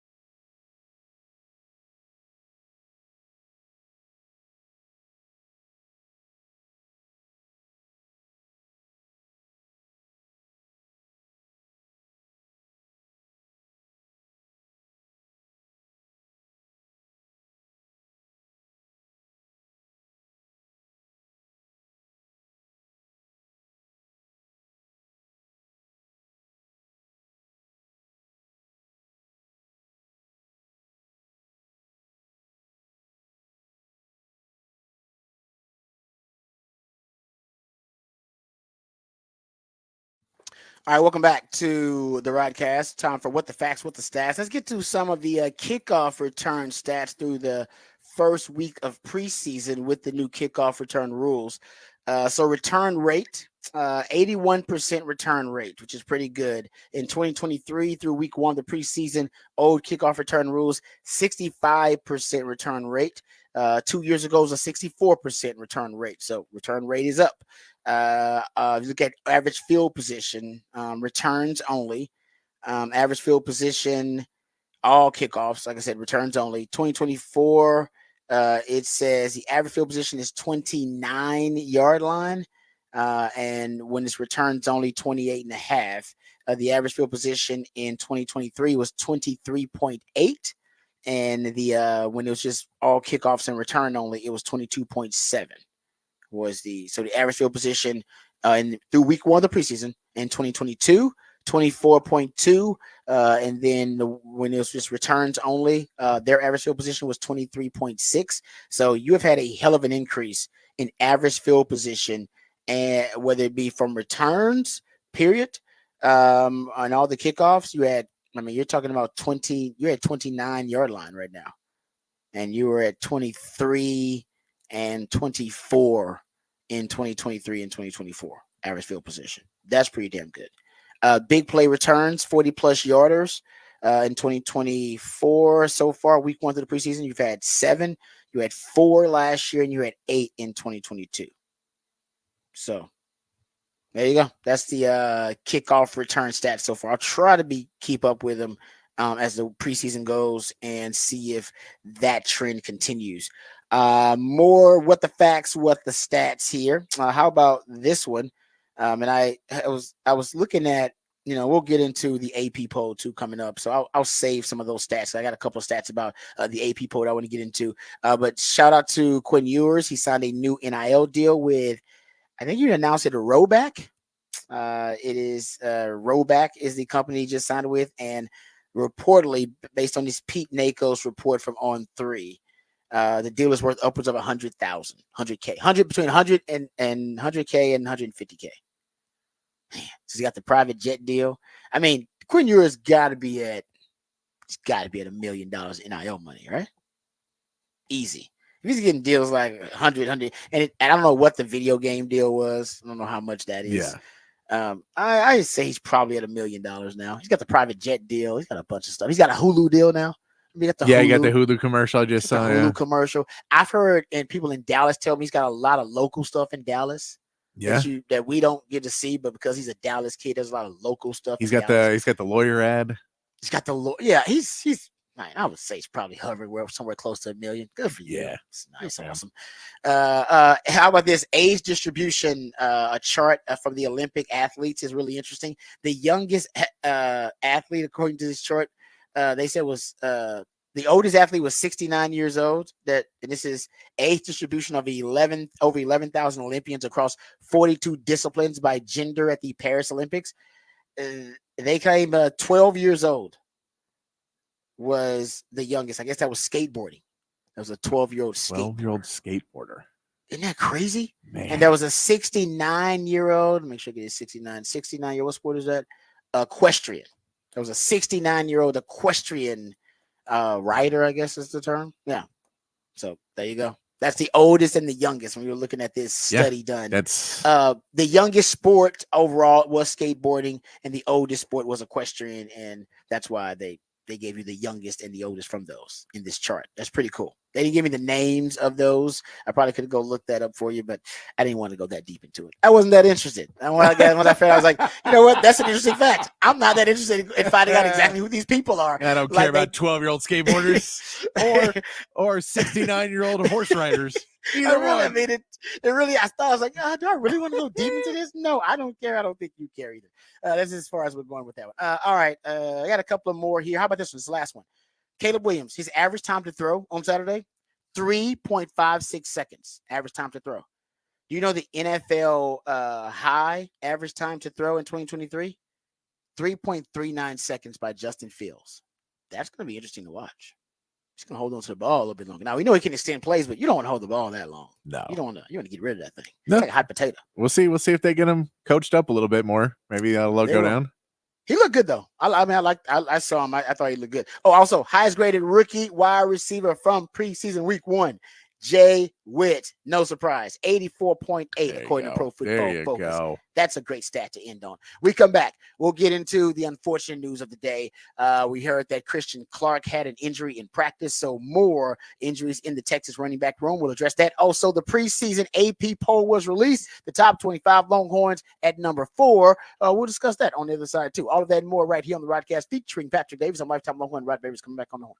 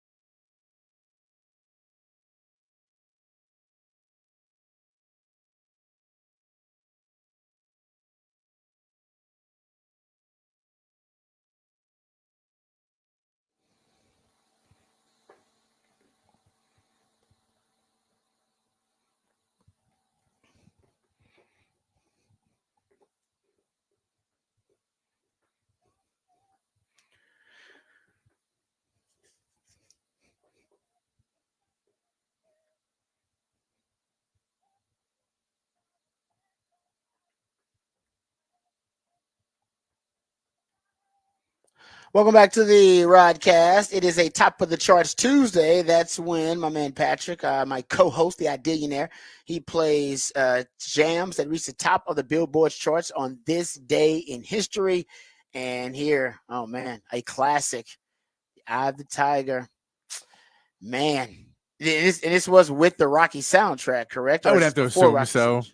I would have to Like I assume. said, I don't know if it was before that they came out before that, or if it was made for the Rocky soundtrack. I but mean, know it's I'm famous assuming for that the Rocky soundtrack. it was number one because of the Rocky soundtrack. Because of I have the to Rocky soundtrack, assume okay. it was. But Was it a song before the Rocky soundtrack? Do we know that, or was it specifically I made don't for the know. Rocky soundtrack? Because this is back in the day when they would actually make songs specifically for the movies. Like I almost feel like they would give these artists like the screenplay of the movie and be like, "All right, read it, and then I want you to make a song for this scene. We're gonna do a movie a little collage, a little movie montage." I mean, it was written as a theme for Okay. Rocky. It was written as Okay, a there you theme go. for Rocky 3.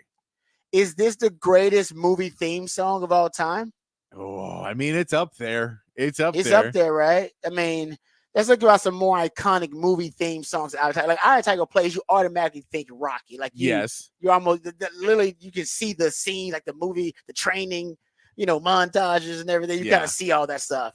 It's perfect movie montage music. What's another theme song for a movie that when you hear it, you automatically know? And it's like, let's talk about iconic on a I can put one, but elite and international level. It's very easy. But I believe it was the number one song too. Was Ghostbusters, but it says Ghostbusters in it. So yeah, you're right. No, but that song was a hit. Yeah, you're right. It does. I mean, no, you're right. Now, who you gonna call?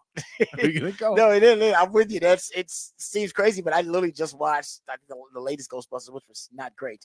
But yeah, I remember that song because I think they actually replay it in the movie too. Yeah, it's Ray Parker Jr.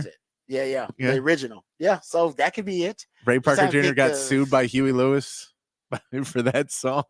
Did he really? Yeah, because I think it's "I Want a New Drug" or something. But there's that song that it's the same Wow. basic melody of a Huey Lewis song, and so Yeah. Okay. I'm just trying to think of more iconic ones that just it. I don't honestly. It might be like there are songs associated with movies like the Godfather theme song, but nobody jammed the Godfather I mean, theme well, song. because then you could go You know what into I mean? like Kenny Loggins had several that were there. That were like Caddyshack had "I'm All Right" and then "Danger Zone" for Top Gun, but I don't think they were theme songs for the movie. So they're from the movie soundtrack, but I don't know if they're. But they do become almost in pop culture so synonymous with the Yeah. movie that in people's mind they are the theme song for the movie. I don't know if they're official, but you're right, maybe unofficial theme songs too. Yeah. But yeah, I mean, honestly, All I think right. it I like honestly, that. So we'll put some "I Will Always Love You" from the Bodyguard. that you do think of, you do think about Kevin Costner Yeah. and Whitney Houston in that one. That is true. Even the scene where he like jumps across the stage and grabs her. Yeah, Yeah. I do see that. What about "My Heart Will Go On" from Titanic? I love how he's slow, like really slow. What about "Staying Yeah. Alive" from Saturday Night Fever? Oh, see, I don't make that connection to Saturday Night Fever though. When I hear "Staying Alive," that's because it's not my time. Right, that was like in the 70s, so maybe because it was before my time. But I don't immediately make the connection in my mind to that. Yeah. I think even generations who weren't in the Rocky, like No. I guess Rocky's still making Rocky movies, so I don't even know. I guess they're making sure that every generation gets a little bit of it. Yeah. What about Footloose? But I immediately my connection in my mind is immediately Eye of the Tiger. That's Rocky, baby. Yeah. That's Rocky. Footloose. Footloose. Yeah, Footloose. It does. Yeah, you're right. Footloose is up there. Yeah, because I can still kind of break out into the chorus of Footloose right now. You know what I mean? I think so I think that transcends like a generation too. And they don't make a lot of. I'm sure they've made a remake of it. They make a reboot, remake, resequel of everything. But that's not really something that this generation has probably watched. A lot of the newer generation. I mean, they did remake it, right? Yeah, they remade. I was like, I don't know if they use that it song. I don't know if they. Yeah. Okay, that's good. No, you know There's what? Some of the random good ones are. One of the ones is for me. Do you remember? Is it the Beverly Hills Cop anthem? Oh yes. Axel F. That that randomly. I gotta tell you, for me, I don't know it. Yeah, when it happens, you know it. Like it automatically. I can hear the first like two notes, and I'm like, oh, that's the Beverly Hills Cop theme song. Yeah. So. Yeah, you can add in the Will Smith ones. Will Smith had some decent Oh, ones. that's true. He did have some decent ones. He had a Men in Black one, didn't he? He had Men in Yeah, Black, he and had then a he had Men in Wild Black Wild one. West. Wild Wild West one. But Yeah, Men in Black was no. probably the one that was. The Men in Black, I believe. I don't know if it went number one, but it was a chart topper. It was Yeah. it was at the top. It was at the top of there. Okay. Random question because of the Eye of the Tiger. But I love the Eye of the Tiger. Still bangs. Eye of the Tiger still. If you work out and you turn on that damn song, it will still inspire you. It doesn't matter. It transcends I remember generations. we played when I was touring with a band, and we were setting up, and it was like sound check and setting up, and we're playing at this place. It's a restaurant during the day and a club at night, and they had like some eating challenge. And so some guy's trying to do the eating challenge, and then the band starts sound checking, and the band just kicks into to Eye of the Tiger while he's trying to eat. The ultimate competitive, it is the ultimate competitive boost as a song. It really is. Like the beat, everything, the lyrics to it. I love Eye of the Tiger. I still will jam Eye of the Tiger. And every now and then when I'm working out, I'm like, you know what, man, let me just put on this Eye of the Tiger real quick. Get pumped up for nothing at all. Not staying in shape for anybody but my damn self. All right, good stuff there. Let's get to the topic for the big fat poll of the day. Then we'll come back and discuss the Texas injury at the running back position. Of course, we'll also get into the preseason AP poll. But first, before we dive into the horn headlines, Patrick, give the people the topic for the big fat poll of the day. Big fat poll of the day for Texas. How many players would you switch to running back? Right now, one is the lead with 52%, two with 44. Okay. Got to take a vote there for 4. And then someone posted in a comment below that is 0. They said, don't put anybody over. I think you got to bring somebody over at this point. I think you got to bring, even Sark has he implied he's going to bring somebody over there. Yes. The question is, now that you have 2 injuries at running back, one season ending, one we don't know the severity of, which we'll get to some details about that in just a second. I think the question is now 1 or 2. And like I said, if you want to be really drastic, you could say 3 because you could take a walk on from another position as well. Yeah. Right now, and oh man, when they kick in the new roster limits too, what's that going to do with? That's what I'm telling you. I'm telling you, Stark is writing all this down and remembering this.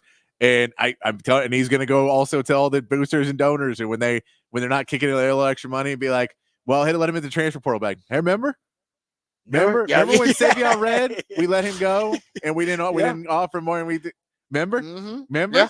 Do you remember when you called me after and said, can we get him back? And I said, no, that's not how this works. Can you bring back that Savion Red coach? Like, no, not how it works. It's already done. And you're right. And he followed, I believe, Jeff Choate. Yes, to Nevada. And right now, he'd definitely be your short yardage.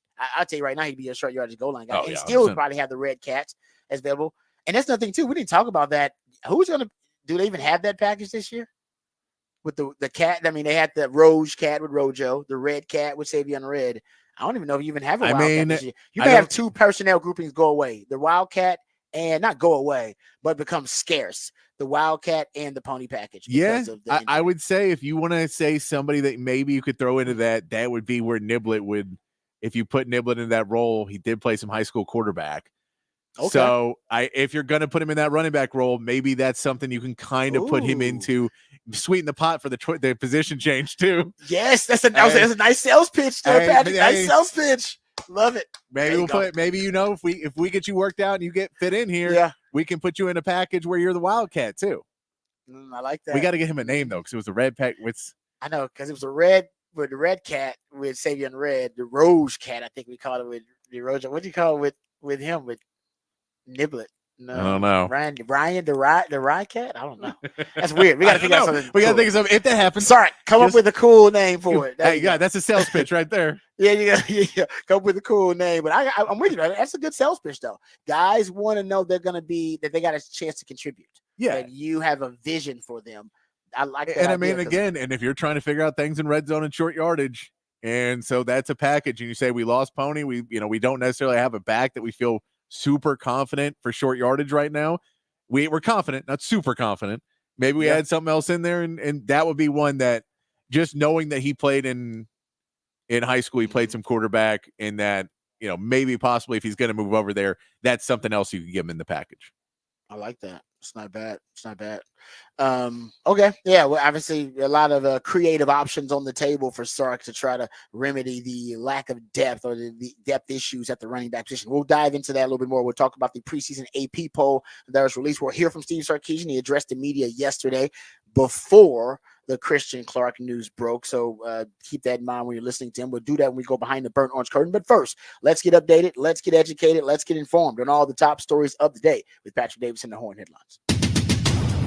All right, your Horn Headlines brought to you by Top Gun Rentals and Lawn Equipment. In the MLB, the Astros got a 6-1 win in the first game of their series with the Rays last night. Yandy Diaz popped a 3-run homer in the third inning to take a 5-0 lead, and they never looked back. Framber Valdez followed up his no-hit bid in his last appearance with 5 2/3 innings of one-run baseball, picking up 9 strikeouts. This will be the 9th straight win for a Framber Valdez start. Tonight, Houston will send Yusei Kikuchi to the mound, trying to pick up his second win as an Astro. And the Rangers dropped their series opener with the Red Sox 5-4 yesterday on a 10th inning walk-off from Boston. The Rangers tied the game up with a Corey Seager home run in the 7th and briefly took the lead, getting Marcus Semien home in the top of the 10th before the Red Sox would rally, pushing 2 across in the bottom of the inning for the win. Jose Urena will get the start for the Rangers this evening, looking to bounce back with a win in Boston, and that is your Horn Headlines.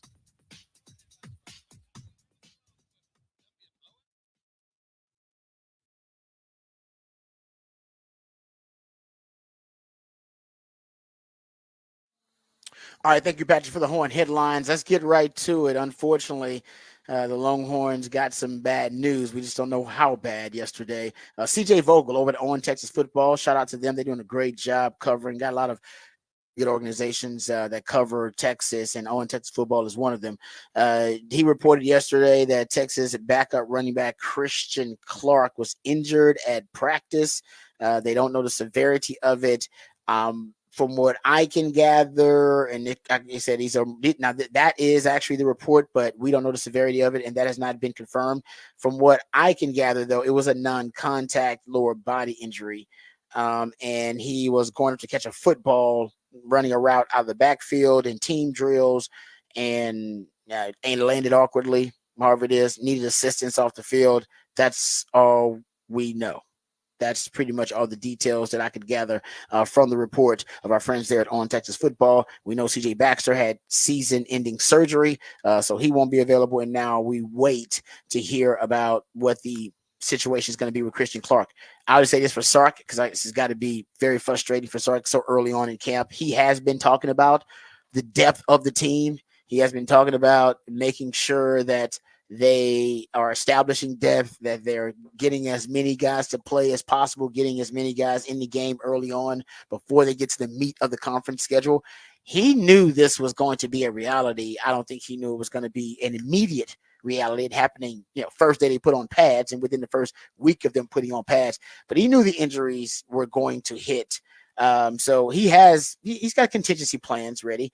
I just wonder now exactly what path he'll take to try to either safeguard against more injuries at running back.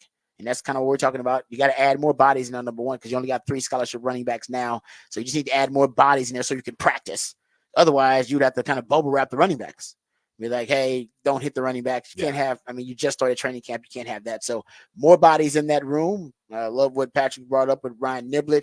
Darian Gallett's already in the scrimmage. He was running some 5th string running back, 3rd string linebacker. I think now, hoping, or at least asking for him to make that transition full time is probably something you want to get done this week.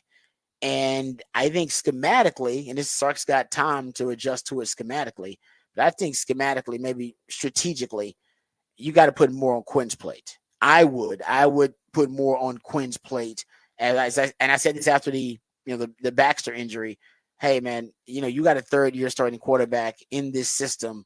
He is comfortable in the system. He's confident now in the system. We talk about this being Quinn's team. Your wide receiver room is loaded. You return 4 your 5 starters on the offensive line. When you're building the identity of a football team, you're building around your strength, and nothing against the running back room now. But that's not going to be your strength right now just because of some of the injuries. Still got trust in Deshaun Choice. Still got trust in that room. Great culture in that room. That room is going to be fine. My concern is you're going to have more injuries at the running back position. Think about last year. You had CJ Baxter get nicked up a few times. You had Jonathan Brooks go down with an injury. Even Keelan Robinson had an injury last year. That's just a position where you're going to have a lot of wear and tear. So you need bodies there, number one. And I think, with Texas going forward, Sark is going to solve that. I think that's the easier part of it. Strategically, like I said, I would just put more on Quinn's plate. My early game pass rate would probably now be above 55%, probably hovering somewhere close to 60%. And these are not deep vertical shots downfield. These are extensions of the running game, long handoffs, RPOs, which Sark says his offense is RPO-based offense, which is RPOs is just a combination of the run game and the quick game. So lots of quick game, lots of RPOs, lots of screens. Sark is very talented and creative with his sophisticated screen game. So you can come up with some really cool screens. And all of this will be second nature to Quinn because he knows the playbook so well. So I don't think they would be as risky. In terms of opening up with the pass. I think your passing game is going to have to set up your run. You need to make people so fearful, defense coordinators so fearful of how lethal you could be throwing the football that they back those safeties up and they play with more sub packages, which are nickel and dime packages, 5 and 6 DBs on the field to cover all of your weapons. And therefore you get favorable box counts. You get light boxes to run the football against. That's what I think you're going to be a pass first team. And doesn't mean you're going to have a really high pass rate. Unless you're going to be throwing the football 75% of the time. It'll balance out. Right now, Sark is probably 52-48.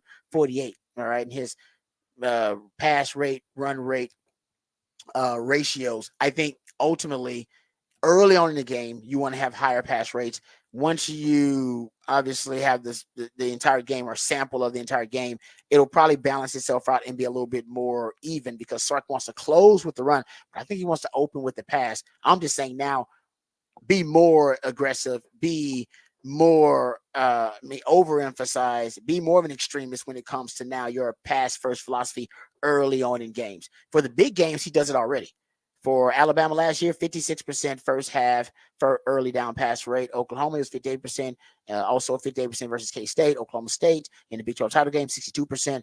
He does that anyway. I'm just saying now, let's replicate that on a week-to-week basis because I think I trust Quinn and I trust the receiver room right now to be, I would say, the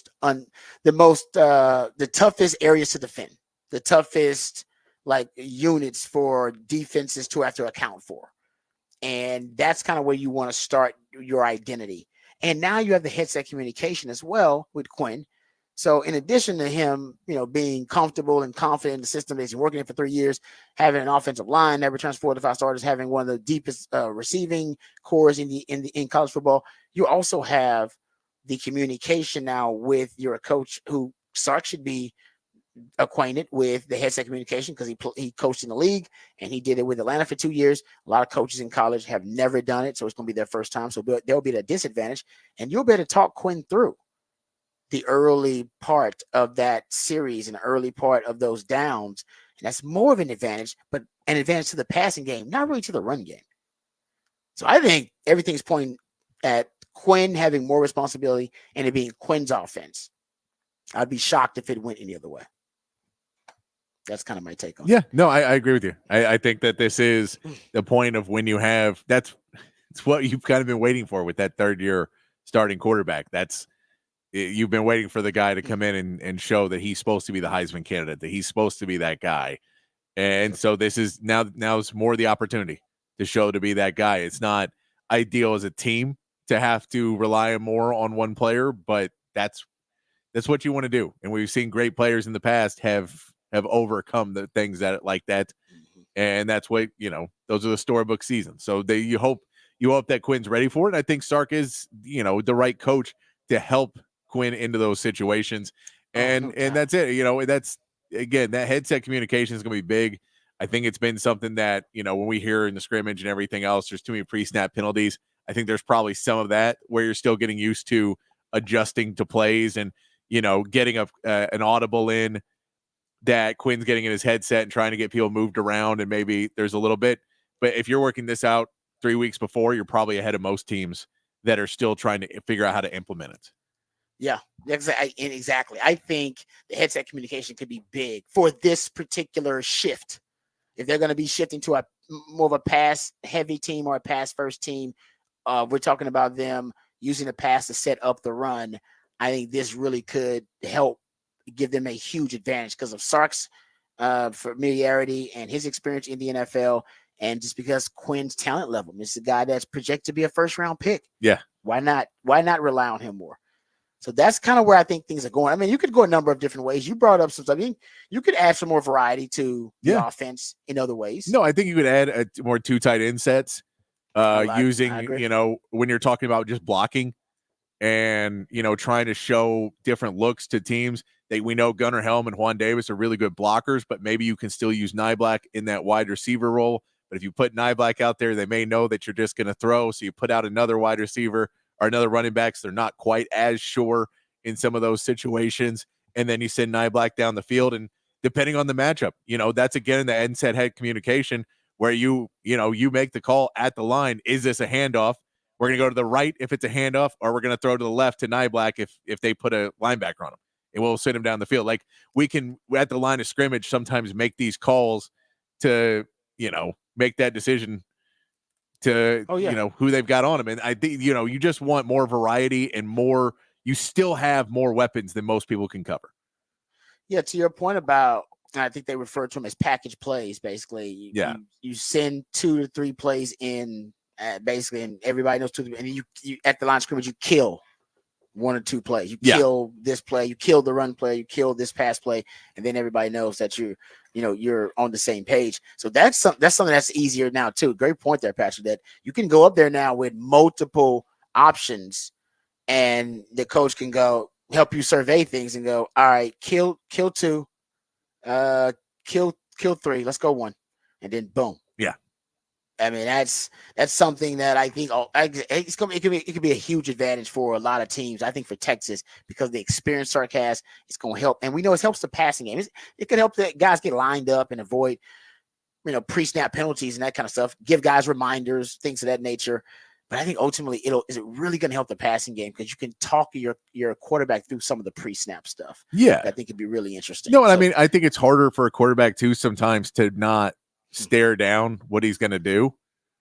And so if you're trying to look around at the line of scrimmage and you see a mismatch, then you have to basically make, am I sure that that's the mismatch and that's where I want to go with it? If you have a coach in your ear, be like, hey, don't look, but to your right, this is a huge mismatch. Isaiah Bond's going to be wide open. Just to let you know, so you don't have to sit there and stare at Isaiah Bond where the defense goes, crap. We're screwed. You may be able to have search and sit, but basically just where Sark can sit in there and kind of go, if you want to change your progression or change, there's just more things you can pull off. And that's with Quinn and the relationship he has with Sark that you hope is able to happen. Yeah, no, I agree 100%. All right, let's go to the AP poll here. The preseason AP Top 25 was released yesterday. Georgia at number 1, no surprise there. They got 46 first place votes. Ohio State at number 2, they got 15 first place votes. They got Oregon at 3, and the Longhorns are at 4. By the way, for the Longhorns, I believe the last time they were ranked this high was 2009. So we all know that's the last time Texas played in a national title game or played for a national title. They played Alabama, ironically, and Alabama is number 5 on this list. And yeah, speaking of Alabama, we just talking about last time Texas was ranked this high. It was 2009. Last time number 5 Alabama started the year number 5 was 2009. That was Saban's 3rd year. Tide won the national title versus Texas. And Bama in preseason top 5 for the 15th consecutive year. That is the longest active streak for any team. Getting back to it, you have also Ole Miss at 6, Notre Dame at 7, Penn State at 8, Michigan at 9, and then Florida State at 10. That rounds the top 10. Oklahoma's at 16, looking at the rivals for the Longhorns, and A&M's at 20. I believe you got 9 total SEC teams in the ranking here, which is just phenomenal. And honestly, that's 9 in the top 20, because 21 is Arizona, Kansas, the USC's at 23, NC State's at 24, and 25 is Iowa. Texas will play 4 teams total in this top 25. They'll play 2 in the top 10. They'll play number 1 Georgia, of course. They'll host them. The rest of them will be away from home, neutral site, or on the road, true road games at Michigan. They'll play at Michigan's at number 9. They'll play at 16 Oklahoma, and they'll play at 16 Oklahoma. They'll play obviously Texas OU in Dallas at a neutral site, and they'll play at A&M. Those are. It still looks like Texas has a favorable schedule here. How about this? Georgia's ranked number 1. 18 of the last 20 AP preseason number 1 ranked teams failed to win a national title, including Georgia last year. Only Alabama in 2017 and USC in 2004 overcame the preseason number 1 jinx. You don't actually want to be them. The burden of achieving and meeting expectations when they're that high are just really, really tough. Florida's final 5 games versus ranked opponents. That's brutal. They'll play number 1 Georgia, number 4 Texas, number 13 LSU, number 16 Ole Miss, and number 10 Florida State. That's 5 straight weeks versus top 25 teams. Ooh, brutal. Mississippi State plays 6 ranked teams in its final 8 games. That'll be a tough stretch for them. And if you go look at teams that play consecutive games versus AP top 25 teams, Florida, as I mentioned, with 5. Mississippi State has 2 separate 3-game stretches versus ranked teams. And that's toward the end, as we mentioned. And then you have Oklahoma has 3 consecutive games versus ranked opponents in the schedule. Alabama's got 3. Arkansas's got 3. Texas still just looks like they have a favorable schedule here, even with this top 25 coming out. Here's 2 questions before we move on, and we'll get to Sark Sound coming up next segment. So every year, a team goes from unranked to the top 10, and a team goes from top 10 to unranked. Every year, this happens. From unranked to top 10, there's been at least 1 team every season in the past 30 years, with the exception of 2011 and 2020, that started unranked but finished the year in the top 10. Last year was Missouri. Who's that team this year? I mean, you know who I think it might be? Okay. Who you got? I don't. I'm saying that's a harder one than the other way. It is. You know what? Who I think it may be, and we got some sound we'll play from it later. Who I'll just take a wild. I'll just throw it out there as a wild guess. I think maybe Washington. I like that. They got Belichick hanging out there. I was like, why is Belichick hanging out there? Belichick's son is like the defensive coordinator. Like he's one of the. I think he just got a job there as a coordinator. That's something to watch. We got some sound we'll play later on to talk about Belichick. Watch Washington there. And if you're going to look at teams, which top 10 team will finish unranked every year for the past 21 years, except 2019, there's been at least 1 preseason top 10 team that finished the season unranked. Last year was number 6, USC. Who is that going to be? Here's your top 10. Georgia 1, Ohio State 2, Oregon 3, Texas 4, Alabama 5, Ole Miss 6, Notre Dame 7, Penn State 8, Michigan 9, Florida State 10. My 2 guesses randomly would probably be Florida State, Michigan. I know it sounds crazy, but I mean, because Florida State, I don't know what Florida State is going to have, really. A quarterback, really. I wonder, right? But I trust Norvell a little bit more, and I think the ACC, it's easy enough to stay ranked in the ACC. That's true. That the conference may be what it is. Like Michigan would be the other one. I think Penn State's in that conversation. Because Penn State's always in that conversation. Because James Franklin wins games, just don't win. He does, but now he's got to play some Pac-12 teams that may actually have some offense, so he doesn't just get to like that. I could see Penn. I put Penn State in that conversation. I get Michigan too, but I put Penn State in that conversation. This could have their interim coach suspended when all the stuff comes out. And then I can just say a conference. I think a Big 12 team could climb into the top 10 by the end of the season. That's not ranked. That a Big 12 team is just Colorado. No, but somebody who just kind of climbs in, like an Iowa State or somebody like that, has a good season in the new Big 12. Arizona or somebody like that. Somebody we don't expect. Yeah, I can see that too. Arizona. Sorry, Arizona's in the top 25. I apologize, Arizona. You're 21. I apologize. No disrespect there. But somebody else. About Iowa State ain't ranked, but Iowa State's defense is going to be pretty good this year. Yeah, and that's what I'm saying. We say that every year because you could have a team that just wins enough games in the Big 12 that they kind of climb in, and the SEC and the Big 10 beat each other up enough. Listen, Colorado. If Colorado wins enough games, they gonna want Colorado ranked. Oh, they will. Everybody wants I don't it. think they're going So to win enough games. So I don't know, but everybody keeps saying that. And everybody keeps saying that, but they have the two best players arguably in the conference. I get. Did you see They're them the getting two best and the best quarterback in the conference? Did you see them getting roasted on social media? Oh, for what this time? They posted a clip of a Oh, I pass, saw that. and Yeah, they cut had a it. bad edit in it. And now terrible. they posted the final video that was actually the play, that it's one shot and it's the same play. But they But just still bad. it was editing. just bad editing, and so everyone just made edits of their own ones that are clearly two different plays. Yeah, and the thing was, it was the same play. It was just a terrible edit. Yeah, it's a terrible edit. It's just funny they were getting messed with. No, I saw that action. I was like, why did they edit it that way? That make it. But the only reason to edit it that way is if you were trying to cover up something or trying to deceive people. That's why I was like, why are they trying to deceive us with such a terrible edit? It's like somebody lying to you, but it's a bad lie. And you're like, I know you're lying. This is a terrible lie. Like, did you not think this through? But turns out the lie was truth. It was like they were just a really bad edit. The presentation was really bad. All right, there you go. That's the AP preseason top 25. We come back. We'll hear from Steve Sarkisian on the other side, right here on the Rodcast featuring Patrick Davis. I'm Lifetime Longhorn. Rod Babers coming back on the horn.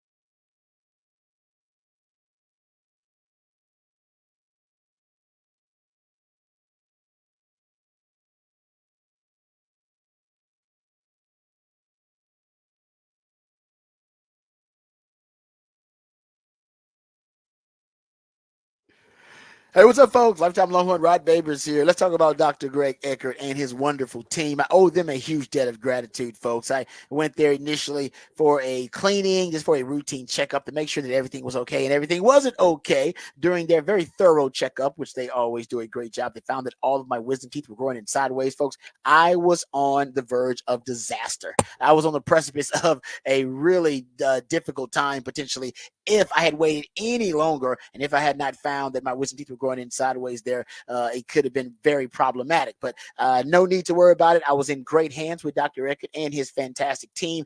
They made sure I was educated and informed about the entire process. They got the procedure scheduled, had it done, was back at work within a couple of days, and my dental health and dental hygiene have never been better, thanks to Dr. Eckert. I've been back for fillings and for cleanings, and it's the only dentist that I trust, and it is the best dentist in Austin. People always ask me, do I know a good dentist? I say, no, I don't know a good dentist. I know a great dentist. I know Dr. Greg Eckert. It doesn't matter. Hopefully for you, it's not something as serious as having all your wisdom teeth removed. Hopefully it's something very simple, just general dentistry, a tooth cleaning, or just a routine checkup. But if it's teeth whitening or dentures or porcelain crowns or veneers or dental implants, full mouth reconstruction, even root canal therapy, whatever it takes to ensure you're getting the best quality dental care available, that's what Dr. Eckert and his team are all about. And right now, they can even give you a brand new smile in just one day. Permanently secured your dental implants. No time spent without teeth. You'll get temporary fixtures until they can complete your permanent smile, and you'll smile again with confidence and eat freely without pain or discomfort. So if you've been told you need dentures, or you already have dentures, or you've been told you have to have your teeth replaced, call Dr. Eckert today to learn about this revolutionary alternative to dentures. It's a complimentary consultation, so you got nothing to lose but so much to gain, because a confident smile can truly change your life, and Dr. Eckert wants to change your life for the better. What are you waiting for? Give him a call, 512-345-3166, 512-345-3166, or visit drueckert.com, drueckert.com.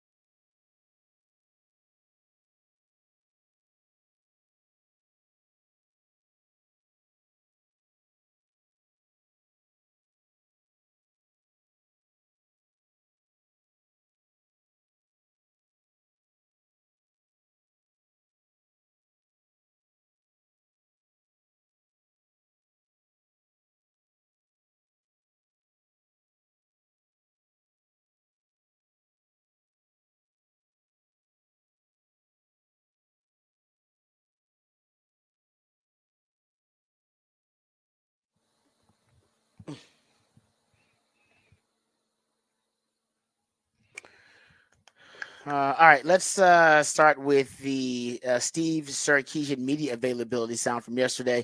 We talked a lot about the scrimmage yesterday. He opened his press conference talking about the scrimmage and talking about how great the practice was yesterday. And, well, we knew that there was also a major injury in practice, but he did give notes on the scrimmage. And I would say that the reports coming out of scrimmage, shout out to our friends at On Texas Football. I got most of my information there.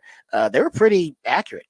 He actually was very forthcoming about what happened in the scrimmage. The defensive phase of the game pretty much shined in the scrimmage. They won the scrimmage, forced a lot of turnovers, had a lot of takeaways, and he talked about how that had been an emphasis for them attacking the football, and they attacked the football a lot. Had 2 interceptions, had 2 forced fumbles in the scrimmage, so he was really happy with that. But of course, that comes with a glass half empty mindset at times as a coach, an approach, because if you're having any kind of intra-squad competition or scrimmage where one side does well, that means you got things to coach up on the other side.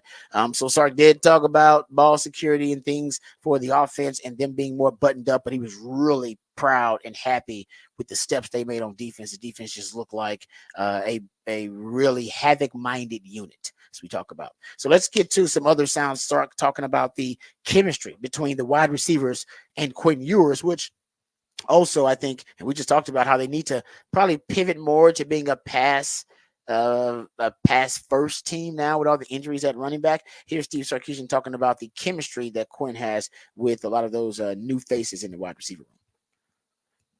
I thought, when you think about the kind of the 3 new faces, and it's been good. Isaiah, has been, played really well Saturday. I think that, all 3 of those guys caught plenty of balls Saturday between Isaiah, Matt, and Silas. I think we're learning more about Silas. He just hasn't been here as long. We didn't have him in spring practice. And so, but I do think Quinn's got really good rapport with those guys. And naturally, we try to rotate a fair amount of players with our 1s and our 2s. It's not, and we have that luxury right now. It's not so it's the 1s and then it's the 2s. And then, as we were, let's call it a year ago. And then when a 2 gets in with the 1s, maybe there's not that rapport. We've been rotating, the wideouts, the tight ends pretty regularly, almost on a daily basis. And so I think he's gained a lot of rapport with really a good 6 deep at the receiver position. And really those frontline 3 tight ends, with Gunner, Amari, and Juan. So I think we feel very comfortable with that. And I think naturally Quinn's understanding schematically of what we're doing is helpful, because he's almost an extension of us on the field, and he can talk through things with the players, receiver, based on a coverage, how he would like it to go and where a guy should be and what spot. And that just goes back to Quinn's leadership, right? And his maturation, right? And not the player, but the person. And I think he's a lot more comfortable doing those types of things, and it's needed, but I think it's definitely paying off. All right, let's start talking about Quinn and the chemistry with the wide receivers, something I'm sure they've been working on. When you talk about the depth on the team, you need the depth on the team so you can have the intense practices. And Sark talks about how they double up, 1s versus 3s and 2s versus 4s, so everybody can get reps, so you don't have guys just standing around in practice not doing anything. And it helps you develop guys. You can't see them all, but it helps you develop guys, because the more reps you get, the better you are as a player. Well, here's talking about that practice intensity, which is tougher to have to maintain that level of intensity if you're dealing with injuries. But here's Sark talking about how intense the practices have been so far. Well, it's huge. This is kind of that week, right, in training camp where you're kind of in the middle of things. We're not into game plan mode. But, like I said, I think the leadership of our guys has been tremendous. And I think that's been the trickle down effect to the younger players. And as coaches, we obviously value these practices, because for us to be as good as we want to be, that excellence lies in the details. And it's one thing to know the call. It's another to know the details of the call and why we're calling it and what we're trying to accomplish when we're calling it in all 3 phases: offense, defense, and special teams. Sark also was asked about position battles, but in this cut, he gets into how, we have, that's almost an old mindset when you're talking about roster management. Here's Steve Sarkisian discussing building depth through competition. Well, I think the one thing for us is that we really need a top 44. Just the way the season's going to go. The length of the season, the extension kind of 4 non-conference games before we get to conference play. We're really looking at 2 deep rather than just the 1 deep. And we're really trying to look at those group of guys on both sides of the ball as they're all starters. And then there's guys that are going to have unique packages within that, whether it's third down on defense or specific packages offensively. And so I would say that I would probably be minimizing it too much just to say 22, when in reality, we're really looking for 44. And one of the places where Sark is extremely deep is right now on the edges. And even the D line, they brought in 3 D tackles via the transfer portal. They definitely have bodies in depth there. Here's some talking about the defensive front, which has been really impressive so far in training camp. Well, I want to do both. I think one of the challenges is, we want to be a really versatile defense, just like we're trying to be a really versatile offense. And, we don't want to just be stationary targets, and we want to have the ability to mix some things up. I would say, Vernon and Alfred are playing at a really high level. And they have a different skill set, let's say, than Murph and Sweat had last year. Their movement skills, their length, they're different players. But, Anthony's disruptive. We saw that last year when we added him into the mix and what he could do even coming off the edge. And so I think we're maybe a little bit more versatile this year that way, obviously with the addition of Trey and the versatility of a Baron Sorrell and Ethan Burke. Justice Finkley's had a good camp, and Colin Simmons, as we know, can get after the quarterback. So we're a little, we're maybe a little bit different. And because we're a little bit different, we have to adapt and evolve as a staff as well.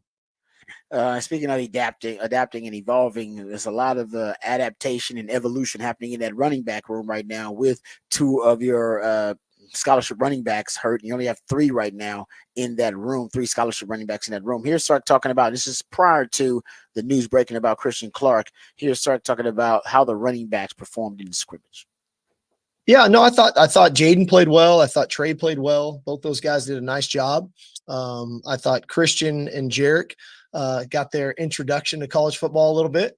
Both guys put the ball on the ground once, and that's part of it. Jaden had to go up and remind them of his first scrimmage, and Cedric had to remind them of his first scrimmage and what that's like. But they also did some really good things too. And so they're definitely further down the road than maybe some would think, but we've definitely been impressed with them.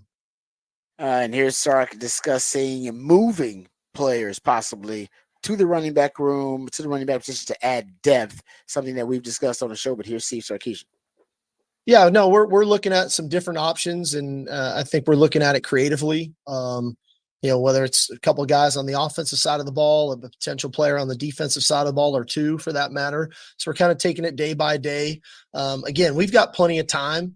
We're just trying to get a sense and a feel of how not only will they play on offense at runner, but how does that impact us at other positions if we take a player? So we're looking at it not just kind of the immediate fix at running back, but also kind of from a 10,000 foot view of how it could affect other position groups too if we take a player from there.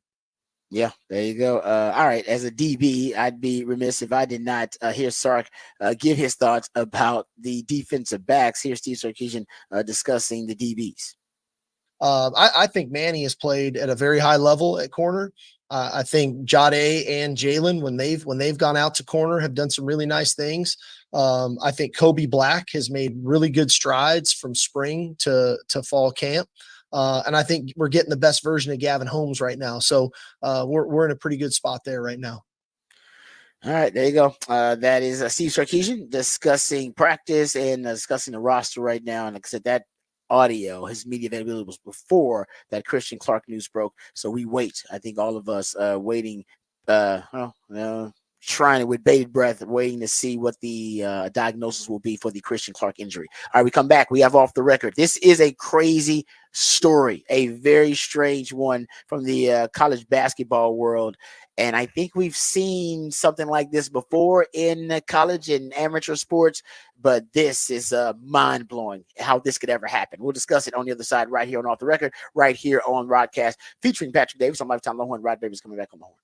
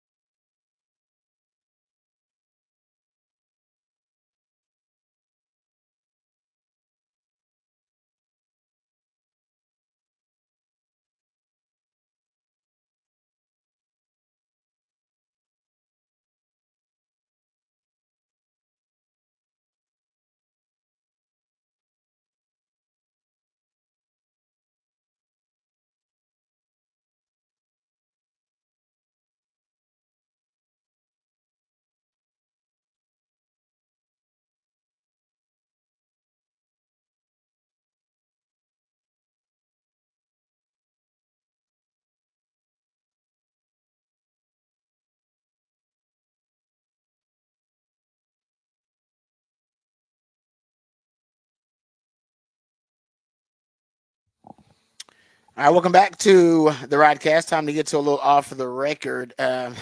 Speaking of off the record, we threw out the possibility of Sark using one of the running backs or even using one of the options that he possibly is going to change positions to add depth to the running back room. who's going to take on the Wildcat role, like who's going to be the Wildcat back, the goal line back, who's going to be your, short yardage back, who's going to end up being those types of players. And we started talking about Savion Red, who left, went to Nevada, had the Red Cat. Before him, he had the Rose Cat. And I think you threw out, Patrick, that Ryan Niblett could do the Wildcat. Yeah, he played some quarterback in high school. Did you say somebody had a suggestion for what we we did? call Because it? we couldn't think of a name. The Rycat. Rycat doesn't really work. It doesn't have a good name. Good. One of our texters threw out the name, the catnip. Such a dad joke. It's so bad. I love the catnip. At least it's being creative, though. I couldn't think of anything better, so I can't make fun of him because I couldn't think of anything cool. Catnip. Hey, y'all gotta come up with something better other than catnip. It might be. That might stop him from wanting to move positions. Yeah, that's not the sales pitch. Don't use that. Don't use that as a part of the sales pitch. But I do agree with you that should be the pitch, though. Like, hey, you could be our Wildcat guy. That's what we've envisioned for you, being our Wildcat quarterback.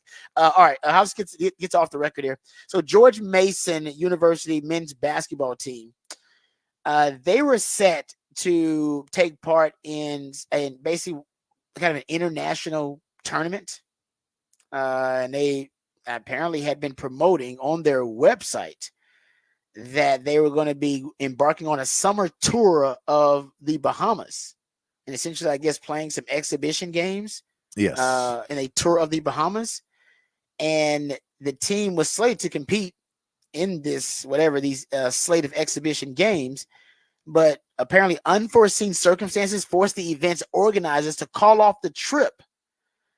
It's unclear how much George Mason paid the group, or if they will receive a refund or whatever. But while George Mason has scrapped any mention of the trip on his website, there has been apparently a news story about this.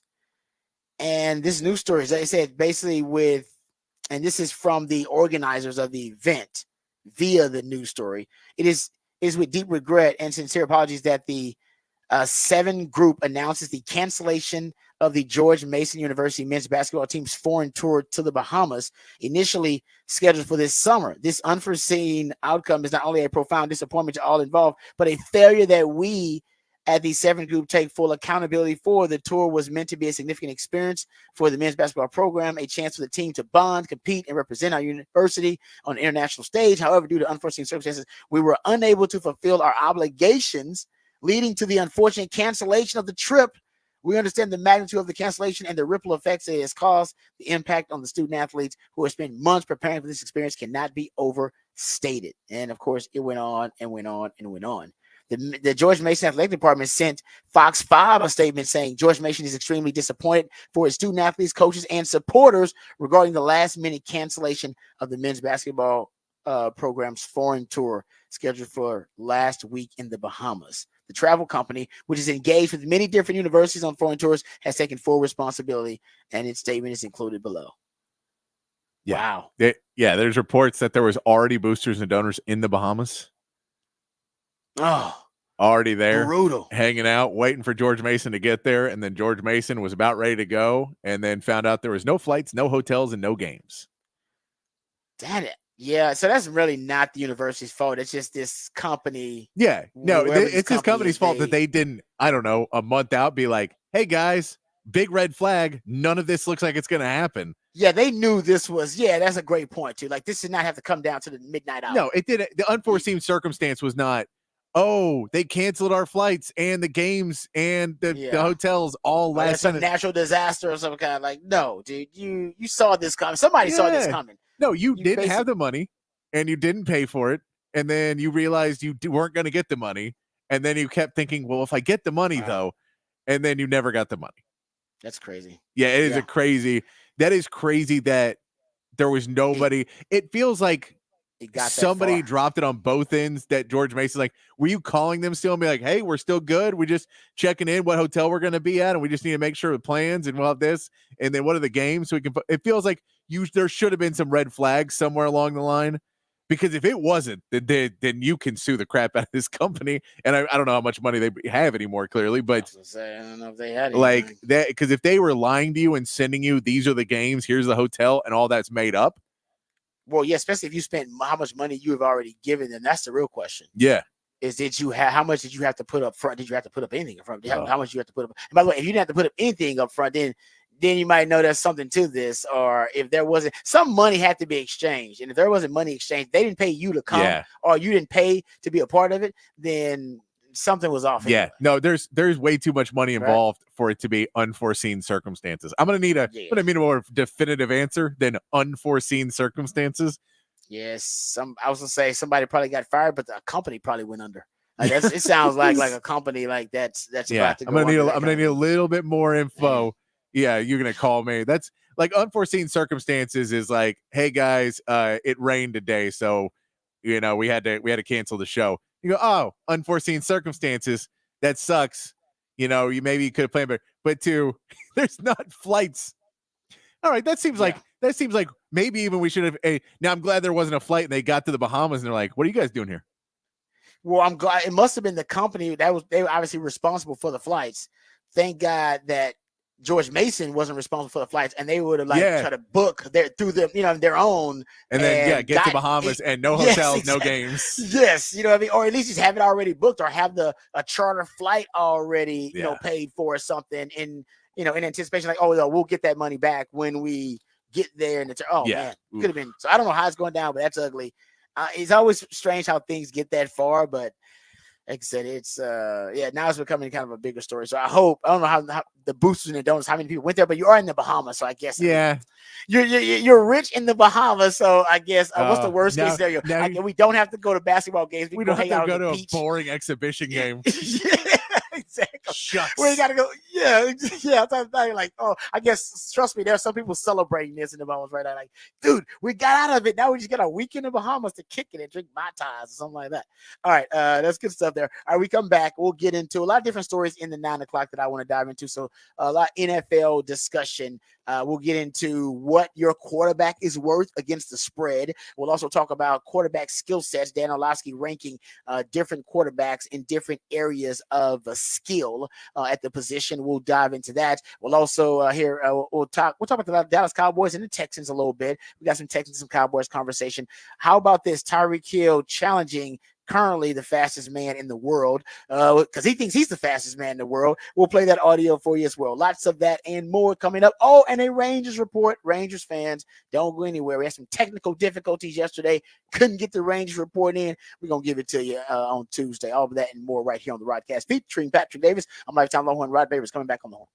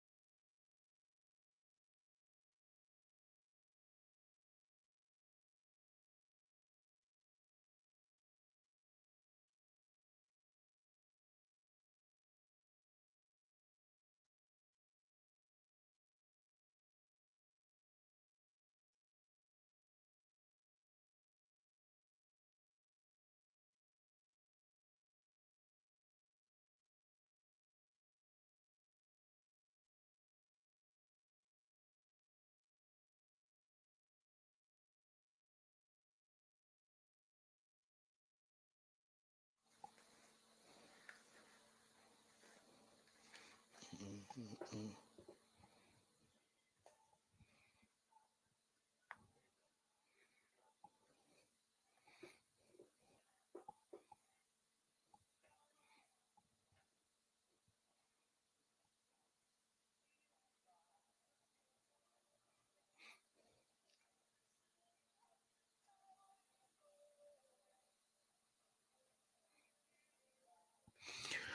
All right, welcome back to the Rodcast. It is a top of the charts Tuesday. That's when Patrick plays jams that reach the top of the Billboard charts on this day in history on the top of the charts Tuesday. So we appreciate all of his efforts and creativity for all the musically themed days of the week.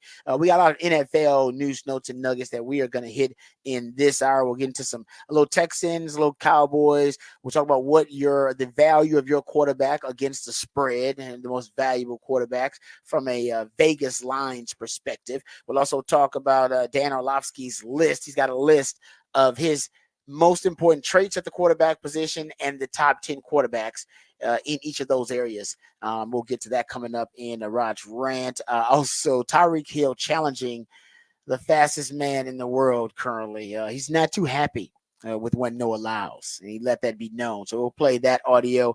And we'll get into the preseason AP poll that has been released. We'll dive into that a little bit. Longhorns ranked at number 4 in that preseason AP poll. And also we'll dive back into the topic for the Big Fat Poll today, which has kind of dominated the topic of conversation. Longhorns had another injury at the running back position. This time to freshman Christian Clark. And once again, the topic for the Big Fat Poll today is related to Texas's depth at the running back position. So Patrick, give the folks the topic for the Big Fat Poll of the day. For Texas, how many players would you switch to running back? So now that we know that there's 2 out, you have 3 scholarship players at running back. You have a walk-on that is playing some running back, now 4th string. And then you kind of get a little less depth. Do you want to bring in some people that bring in some different diversity, some different skill sets, some different people that may be able to do some different things in that running back room? You got to remember some of these guys that, you may say, well, they're not playing running back, but they maybe did in high school. A lot of guys that are extremely physically talented, played multiple positions, would be around, and depending on how big school is, play both sides of the ball sometimes too. So, you can find some guys that maybe have some history playing running back, have a little bit of training in it that you can bring over and put in that room. Right now, number 1 is leading the way with 52%. And we have 2 with 41%, and then I think a couple votes for 4 and a vote for 3. Most people are in the 1 and 2. Not full on panic, not full on bring us everybody. No. And it is worth saying that the CJ injury is really, that's your starter. He was your starter. He was expected to be your main back. Christian Clark, from the reports of the first scrimmage, it's just one scrimmage, was that he was 4th. That Gibson was a little bit ahead of him. Gibson was 3rd. So it is, you're losing the guy on the back end of it. So it's not necessarily DEFCON of, we've lost now 1 and 2. You've lost 1 and 5, really. Yes. So it's not DEFCON, but there's just been a ton of injuries in running back across NFL and college. And that there's going to be a few more, even if it's a series, even if it's a couple of plays, and they just say, we just need to have some bodies, and you just want to have a little bit more diversity and variety. If everybody's kind of playing the same way, who's going to be able to run in that A gap, B gap? Who are the guys you're going to be able to use in goal line? Who are the guys who are going to be playing well against different teams? You like to have some more diversity there, just to have those options. And if someone has an off game, if you put somebody in and they fumble the ball once or twice, and then you say, well, we can't keep putting them in, they're just not having a good game. You like to have a couple more guys. So that's a question. I get it. I think I would move 2 over just to be a little bit more prepared. If you have the guys to do it, I think 2 is a reasonable amount to say, look, we'll be prepared. These guys were probably not going to really get into any playing time this season anyway.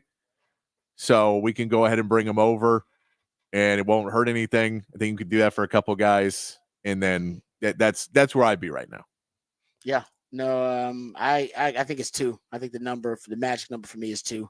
And those 2 make the most sense. It would be Darian Gillette at linebacker, and it'd be right now I go to Ryan Niblett the cat nib, if you want to throw it out there. Yes, But the I cat go, nib. I go, I go to Ryan Niblett. I think he, because of his background and because he's not right now in the circle of trust for the wide receivers, I think it would be an easier pitch for him to contribute and to try to see a way, onto the field. So those would be my pitches, but we'll see. And Sark, you did remark that Sark has mentioned that it is implied that they're looking at multiple guys. That there's a couple of guys on offense, a couple of guys on defense that they can end up changing positions. And of course, you want the player to agree to it. I don't think they're going to force a player to do it. So that also is a part of the process for Sark. All right, good stuff there for the topic for the big fat poll of the day. We'll get to these horn headlines, and then we'll come back and jump deep into some of this NFL discussion. Got a lot of NFL topics that I want to dive into, and we will get to a Rangers report. We don't get to it this segment. We'll get to it next segment. I can promise you that. But first, let's get updated. Let's get educated and informed on all the top stories of the day with Patrick Davis and the horn headlines. All right, Horn headlines brought to you by Top Gun Rentals and Lawn Equipment. In the MLB, the Astros got a 6-1 win in the first game of their series with the Rays last night. Yanier Diaz popped a 3-run homer in the third inning to take a 5-0 lead, and they never looked back. Framber Valdez followed up his no-hit bid in his last appearance with 5 2/3 innings of one-run baseball, picking up 9 strikeouts. Tonight, Houston will send Yusei Kikuchi to the mound, trying to pick up his second win as an Astro. And the Rangers dropped their series opener with the Red Sox 5-4 yesterday on a 10th inning walk-off from Boston. The Rangers tied the game up with Corey Seager home run in the 7th and briefly took the lead, getting Marcus Semien home in the top of the 10th before the Red Sox would rally, pushing 2 across in the bottom of the inning for the win. Jose Urena will get the start for the Rangers this evening, looking to bounce back with a win in Boston. And that is your Horn headlines. Rod, I do have a question for you, though. Yusei Kikuchi pitching for the Astros. Have you heard what they do for him after he pitches a strikeout? No, what is that, a celebration or something? No, there's a clip they play. Do you know the Lisa Loeb song where it starts with like "You Say"? I'm not familiar. I have to pull this up. Lisa Loeb song where what does she do? She says "You Say." She sings like "You Say." Wow, I believe it's Lisa Loeb. They play that after he gets a strikeout. It's weird, and apparently his name's Yusei, so they play this song. It's a weird. They did it after his first game. They were talking about it. They're just like, it's a weird, it's one of those weird baseball things, and it works. But it's apparently a weird trend that if he continues to play well for the Astros, you'll have to get used to. Wow, I honestly did not know that. I'm looking it up now. I'm looking up Yusei. I mean the song. I guess the song is like I missed you. Stay, I missed you. Yes. And then, but she said part of it's like the beginning of lyrics, the song. Yeah. You say, yeah. Oh, yeah, she says it twice. You say, I only hear what I want to. You say, I talk. But they only play it saying you say. I was saying, I play the first 2 words. You say, and you say. I gotta listen. I guess I'll go look it up on YouTube. Baseball, some of the traditions are just very strange. You guys got a lot of time on y'all hands. Let's say we'll pull this up real quick. You say. I like that, though. I like you say. I don't know how far it comes in for the lyrics. No, I can recognize it now. I do. This song, I think I just play this. You say. And that's what they play. That is pretty clever. That is what they apparently play at the park when he strikes somebody else. So just a fun little bit. If you're watching the games and you hear anything, you're like, what are they playing in the background? Apparently they play that. I'm not opposed to infusing random pop culture into stuff like that for players. I love stuff like I was the one who came up with when Tyrone swoops the swoops. There it is. Yes, they played the stadium. I was the one that suggested play the swoops. There it is. Or the call Tyrone was also the one I threw out there, and they did the call Tyrone. So I like stuff like that. Adds to the ambiance. So I'm glad they're being creative and cool. All right, let's get to some of the NFL stories. There are a bunch of these, and we're just gonna kind of throw it out there as a smorgasbord. We'll get to Dan Orlovsky's list of the top traits at the quarterback position and where the top 10 players rank in each of those areas for him. But first, let's get to this Action Network piece. And it was a really cool article written over there about what quarterbacks would be worth these days. Like what are quarterbacks worth in regards to the spread against the spread. So basically how valuable points wise, and they actually did it here in points.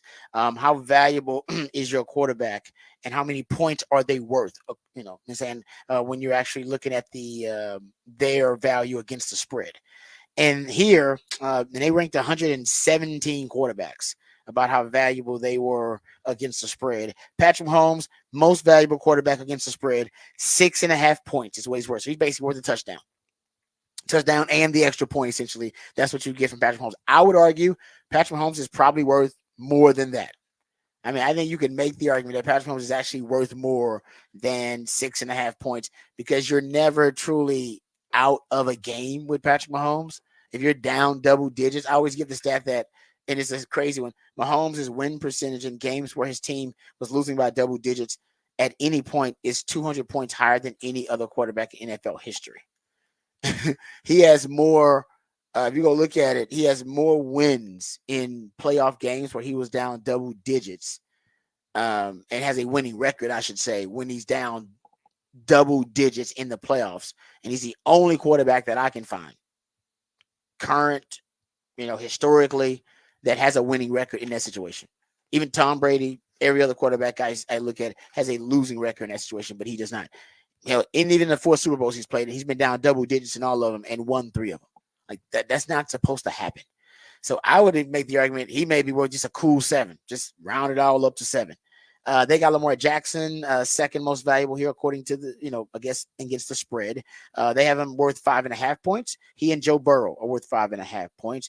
CJ Stroud of the Texans, they got him 4th most valuable QB in regards to their value against the spread. CJ Stroud's worth 5 points along with Josh Allen.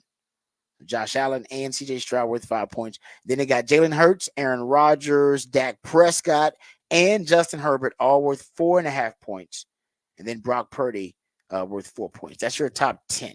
If you want to know what Matthew Stafford's worth, he's at 3.5. He's worth 3.5, along with Trevor Lawrence, Jared Goff, Tua, and Jordan Love. Kirk Cousins is worth 3 points, along with Kyler Murray. Derek Carr is worth 2.5 points. Deshaun Watson is worth 2 points, along with Baker Mayfield, Geno Smith, and Caleb Williams. So first rookie to show up there. Daniel Jones is worth 1.5 points, as well as Russell Wilson and Anthony Richardson. Jaden Daniels, the new quarterback, the other rookie from Washington, he's worth 1 point overall. They got Justin Fields, Andy Dalton, Bryce Young, Will Levis, all worth 0.5 point. And then they have Jacoby Brissett, Drew Lock, Kenny Pickett, Mitch Trubisky, Gardner Minshew, Aiden O'Connell, Sam Darnold, Carson Wentz, Mac Jones, Jameis Winston, all worth 0 points. And then you get into the quarterbacks who actually their presence hurts you because they're worth negative points. And these are the real backups. So Case Keenum and Davis Mills, 44th and 45th, they're both worth a negative 0.5. So negative 0.5 point, minus 0.5 point, negative 0.5 point, I should say. And the Cowboys, Trey Lance, he's worth negative 1 point at 77. And Cooper Rush, 99th, worth negative 1.5, 1.5 points. So those were the backups. Basically, what they're saying is the best backup in the league will be whoever loses the quarterback competition with the Pittsburgh Steelers. It'll be Justin Fields or Russell Wilson. And Joe Flacco's in that conversation too as the best backup in the league, but I don't even think he's backing up right now. Has he been signed? They signed Joe Flacco? Yeah, he went somewhere. He went somewhere. He went somewhere. I can't remember. I know we looked it up. Jets before. Or something? No, the Jets. No, I think he was at the Jets before. Yeah. No, I could. So based on this value though, against the spread, Colts. He's at the Colts now. Yes. Oh, yeah. So they'll keep 3 then because Sam's there too. Okay, interesting. Is he the backup or is Sam? I mean, I don't know if is he the third string? I imagine he's the backup. Why else do you have a veteran there like that? I wonder how they'll do that. That's gonna make a bunch of money. Yeah. No, he was great though last year. He was great with the Browns and led them to the playoffs. Okay, so there you go. That's what quarterbacks are worth according to Action Network, and they did all 117 quarterbacks that are currently on any roster. All right, let's get to another NFL related topic here. I want to play this audio. So we were talking about Tyreek Hill and Noah Lyles. So apparently Noah Lyles has upset a lot of NBA players and NFL players. And we talked about this when we talked about the 100 meters thing with Noah Lyles. Because at one point he stated that you could never be a world champion in those sports unless you play the rest of the world. I'm paraphrasing. That's essentially the gist of his take. Like, they're not world champions. I'm a world champion because I face the best in the world. Yes. They are just, United States champions, American champions. Yeah. So a lot of NBA players and NFL players have taken offense to this, right? So Tyreek Hill is one of the players who's a little annoyed by Noah Lyles, and he's, arguably Tyreek Hill is the fastest guy in the NFL. Now, Xavier Worthy might have something to say about that, but Tyreek Hill would claim that he's the fastest guy in the league. And remember, Tyreek Hill didn't run at the combine, so he never got a chance to run before the combine, if I'm not mistaken. But he is a track star. Like, he's got legitimate, like, track world-class elite speed. Here, listen to Tyreek Hill voice his disdain for Noah Lyles, but also at the end of this, lay down a challenge to one Noah Lyles. Sprinter Noah Lyles. He said that Super Bowl champs should not consider themselves world champions. What do you think of that? Noah Lyles can't say nothing after what just happened to him. You know what I'm saying? Then he want to come out and pretend like he's sick. I feel like that's like horseradish. So for him to like do that and say that we're not world champions of like our sport says like, come on, bro. Like, just speak on what you know about. You know what I'm saying? And that's track. Would you like to race him when he gets home? I will beat Noah Lyles. You think so? I will beat Noah Lyles. Like, by a lot? No, I wouldn't beat him by a lot, but I will beat Noah Lyles. I'd like to see that happen. And guess what? When I beat him, I'm going to put on a COVID mask and let him know I mean business. Because I do mean business. All right. Do you think Noah Lyles would engage in an exhibition race with Tyreek Hill? Because honestly, I would like to see it. Yes. They did this at one point. Remember Marquise Goodwin did one of these? It was like a fat NFL's fastest man, like exhibition they did. It was an exhibition race. I actually forget, where it took place, but I remember it. And I wonder if Tyreek Hill and Noah Lyles can put something together. I think Noah Lyles would win. He's a world class. Yeah, he's trained to do that. He's trained to do this. I don't think it would be. I would like to see how close the NFL's fastest man is to the world's fastest man. I would like to see that. That would I would. I would, because I don't want to give Noah Lyles any more credit for anything. I get it. Great, you won. You're fast. Why do you have to be a jerk about everything all the time? Like, I get that's part of you want to make that your image. You want to be the guy, and you think it's going to make you, and it's gotten you more coverage than other track stars. It also, I don't care. I don't want to support somebody who just basically walks around like I'm the greatest of all time. You're like, yeah, but you track and you won one gold and you won a bronze, and then you had to get out because you got COVID and you didn't do enough to be there and be that guy. You can't talk that much trash and then win one gold. And you won one gold by your chest. Like by a fraction. It was like you didn't lead the race until you won the race. Yeah, like you basically you're not fast enough to be like you're not winning by so much. We go, wow, greatest of all time. We go, no, if you just half a millisecond get off a little slower, you lose. Yeah, there's you're like fifth with no, because I agree with you saying it's almost with, and who can I get into? Honestly, Jason Tatum has some of this where it's like talent dysmorphia. You see yourself as more talented than everybody else sees you, than that you actually are. Yeah. Even though you aren't talented, you're still one of the better players and one of the best at your profession, but you still see yourself as being more talented than you actually are. I think something more than you are as a player. And I think Noah Lyles has some of that. Well, he's like Carl Lewis right now. Or something. Well, I think too. This is just a lot of people in the world, and it's look, you parents don't help you because parents will make you feel this way too, and then you grow up and you get in positions and you're really good and people see you supporting it. But a lot of people feel that they're in a movie and they're the main character, and they don't realize that everyone's in a different movie and everyone's the main character. Like, the world does not revolve around you. And Noah Lyles is one of those guys. Like, no, the movie is. Track becomes the biggest sport in the world. I'm the best at it, and I'm the most famous person in the world. Like, well, that's not how this works, man. So even if it is, it's fleeting. It's literally Yeah, gonna and you're last like, you for do a you week want to or go? two, and that's Well, it. no, but it's like, do you want to go look at Michael Phelps, who is super famous because he took that fame and then was a likable enough guy that he's still around and people fight for him and people will put him in commercials and people still use him for things, and because he won a lot of gold medals and then was a very likable guy. Yeah. And it's like, you're not going to be that, because once you get through everything, no one is going to want to bring you back because they're like, it's just a lot to deal with. Yeah, and he's 27 now, so for a sprinter, I mean, he's going to be pretty old next time Olympics come around. There'll be a new kind of crop of fast guys coming up. But he did win gold at the He did. He's really good. I'm not gonna. He won bronze in the 200 meters, even though he said he had COVID. But I agree with you. I think he ultimately is doing himself kind of a disservice because he's cool with being the villain, and there's nothing wrong with that. And maybe that charges him up and motivates him. But hard to sell the villain, especially against Tyreek Hill, who's also not a great person off the field. Like, he's also got his own issues. They're both not people I want to root for. It'd be compelling. It would. I was saying, I would want to watch. Can they both lose? I don't want either one of them to win. Well, I'm just saying I think it'd be compelling just from the speed element. But you're right, off the field and away from the track, neither one of those dudes are likable. Like they both got to they got to pay the a-hole toll. If you will.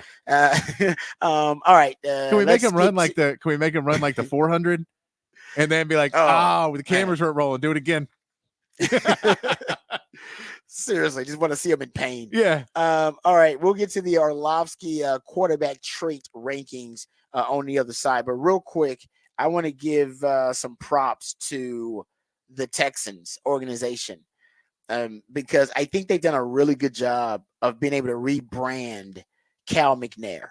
Cal McNair at one point had a reputation, image for being a Tommy Boy-like figure who was incompetent, inept, that he was imbecilic, that he was gifted this organization, this franchise by his dad, and didn't have the that really didn't have the know-how, the knowledge, or really even it didn't have the interest, or didn't have any type of emotional investment other than financial in the team, and didn't care about the brand that was the Texans, or if they were a winner, wouldn't hire the right people. We all know Jack used to be in the Bill O'Brien fiasco and how that all turned out. And we all know the Texans at one point were considered the biggest laughing stock in the league, and that's when Cal McNair was. It seemed like he was distracted. It seemed like he wasn't interested in being the owner, and many people called, including I believe my co-host, called for him to sell the team. Like, just sell the team because you're not interested in being a serious NFL owner. Things have changed. Now, I don't know if he now is serious, but they've hired the right people. We know that in hiring, Nick Caserio, and Nick Caserio hiring D'Amico Ryan. So he hired the right people. And Cal McNair now, the image has flipped. He recently was seen chugging. He was like shotgunning a beer on stage at a Luke Combs concert. And everybody in Houston now is loving it. They're like, oh, man, so cool. My owner is so relatable, man. He's so awesome. Look how cool my owner is up there shotgunning beers, man. Your owner is not that cool. And I think to myself, man, if he had been shotgunning beers like that at a concert back when the Texans were considered a dumpster fire, they had Deshaun Watson. And when they fired David Culley for winning 4 games. Yes, exactly. They would get basically going through one and done coaches. People would have said he's the biggest clown. Yeah. And man, this guy, he's just such an imbecile. He's just so unaware. He's so unbecoming. The conduct is so unbecoming of an owner. Remember the story about him literally playing video games in the office? Remember there was a quarterback that came on to a story that he went into the office and Cal McNair was playing video games, like literally playing video games in the owner's office. Do you remember when there was a real consideration to hire Josh McCown as the head coach? Yes, no coaching experience. With no coaching experience, yes. And apparently he was really excited about that. But now they have flipped all that. And I don't know if it's just the organization's winning and we see the organization in a different light, therefore see him and perceive him in a different light, or if this has been, and probably more the latter, an active PR campaign where they got a publicist, and now you're talking about a total rebranding because his shoes are different. Go look at his shoes he's wearing. He's wearing really cool shoes now. He's like Steve Sarkisian. Yeah. Like they're like nice shoes. I'm like, man, where did he get them shoes from? He's a billionaire, so he can get whatever shoes he wants. But he wasn't wearing really nice shoes before. He's wearing like flat billed hats. You go watch, like he think like cool hats, really flat bill like hats. I'm like, where did he get that hat? I want to wear that hat. Like, and even the way he dresses and carries himself now, how he interacts with the media. I've seen him, putting on grills and stuff, and they had the new uniform unveiling, representing H-Town, right? I've seen him, now doing things that are considered, swagged out. It's like, I don't know if it's all Hannah, because Hannah's his wife. And by the way, Houston has a huge crush on his wife, Hannah McNair, and she's great. It could be Hannah because at practice, this is kind of why I started piecing all this together. At practice, Hannah was there, and she's always around now. Like, you see Hannah as much as you see Cal. Matter of fact, you don't see Cal without Hannah now. You used to see Cal without Hannah. Now you don't. Nope. Hannah's there if he's there. Bam, period. And she makes him look good because she's an attractive woman. And she's smart and well spoken, and she's quick-witted. So it just helps. Having a hottie on your arm always helps. And I think she's also maybe his spin doctor too. Because I just told you about the shotgunning of the beer on stage. And some people say that's conduct unbecoming of an owner of an NFL team. But when she was asked about it by the media, she wouldn't even ask. A media member brought it up. And listen to what her spin immediately was on his shotgunning of a beer on stage. What's up? Let's go get some beer so we can shotgun. Oh my gosh. You know why he did that? Because they wanted the team to do it. And he goes, no, they're in season. I'll take it for the team. Oh, okay. Oh, so I wasn't shotgunning a beer. I was being a responsible owner. My team is in training and they need to work out and focus. They don't need to be abusing alcohol in this manner. But me, I can do it. And the truth is, that's maybe that is real, but either way, it's a brilliant message to put out there for those who may think that's conduct unbecoming of an owner. It's like, no, actually, he was being a very unselfish owner at the time. Yeah, no, he was doing it for the team. He didn't want to. he was over there, God, guys, I gotta do this. The pains of being a leader. Yeah, exactly, right? Of being a billionaire owner. But I'll say they're working really hard. They've done a good job. But now he is a different image. I think what they're planning on is that when this team ascends and becomes a championship contender, when everybody starts paying more attention to the Texans, they're inevitably going to pay more attention to the owner. No, so let's get this guy. It's up there. Right. It's the biggest PR turn in my life that I remember is Star Wars. When Disney bought Star Wars went from when we were growing up, if you like Star Wars, you got beat up. You were a nerd. Yep. And now, if you don't like Star Wars, you're the jerk. Yeah. It flipped completely. That now, if you don't like Star Wars, you have the problem. Agreed. And that was when Disney bought it and just made it shift. The entire PR, they just did it. And overnight, seemingly, you went from like, hey, nerd, and they're like, nope, it's you now. You're like, oh, no, what happened? Yeah, no, you're right. But I remember when it was nerddom because my brother was one of the original Star Wars nerds. He was one of the original, and I wasn't. And I got into it later. But you're right. Yeah, it was when Disney bought it. They put the PR spin on Star Wars, and all of a sudden it became cool. And because cool is currency. It always has been, always will be. If you can find out what's cool, you can make money. Yeah. You got to find, or you can turn something that ain't cool into cool and also make money. Yep. No, that's a great example there, Patrick. Because I literally remember that pop culture shift. Didn't take long either. All right, we come back. We'll get into the list for Dan Orlovsky. We'll also have the Rangers report on the other side. Rod's rant and the Rangers report. Don't go anywhere. Right here on the Rodcast featuring Patrick Davis. I'm Lifetime Longhorn. Rod Davis coming back on the horn.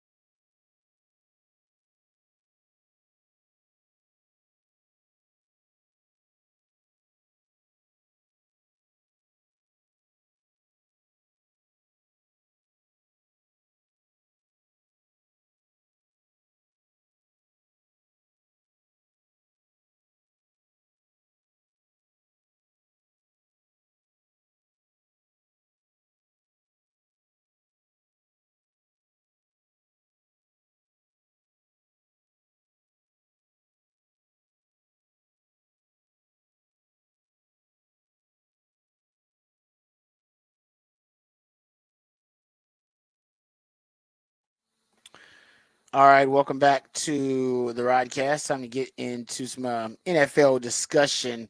Dan Orlovsky does a good job when he's doing analysis, and he came up with his seven top traits that he looks for, or skills that he looks for at the quarterback position. You guys always talk about the X-man ability at the quarterback. You want to identify it quickly. What does your quarterback do as well, if not better, than their peers, than every other quarterback out there? Identify those X-man qualities, and when you do, you can build on that. And if your quarterback doesn't have those elite traits, those elite skills, then you might want to go find a quarterback that does. That may be where you need to upgrade.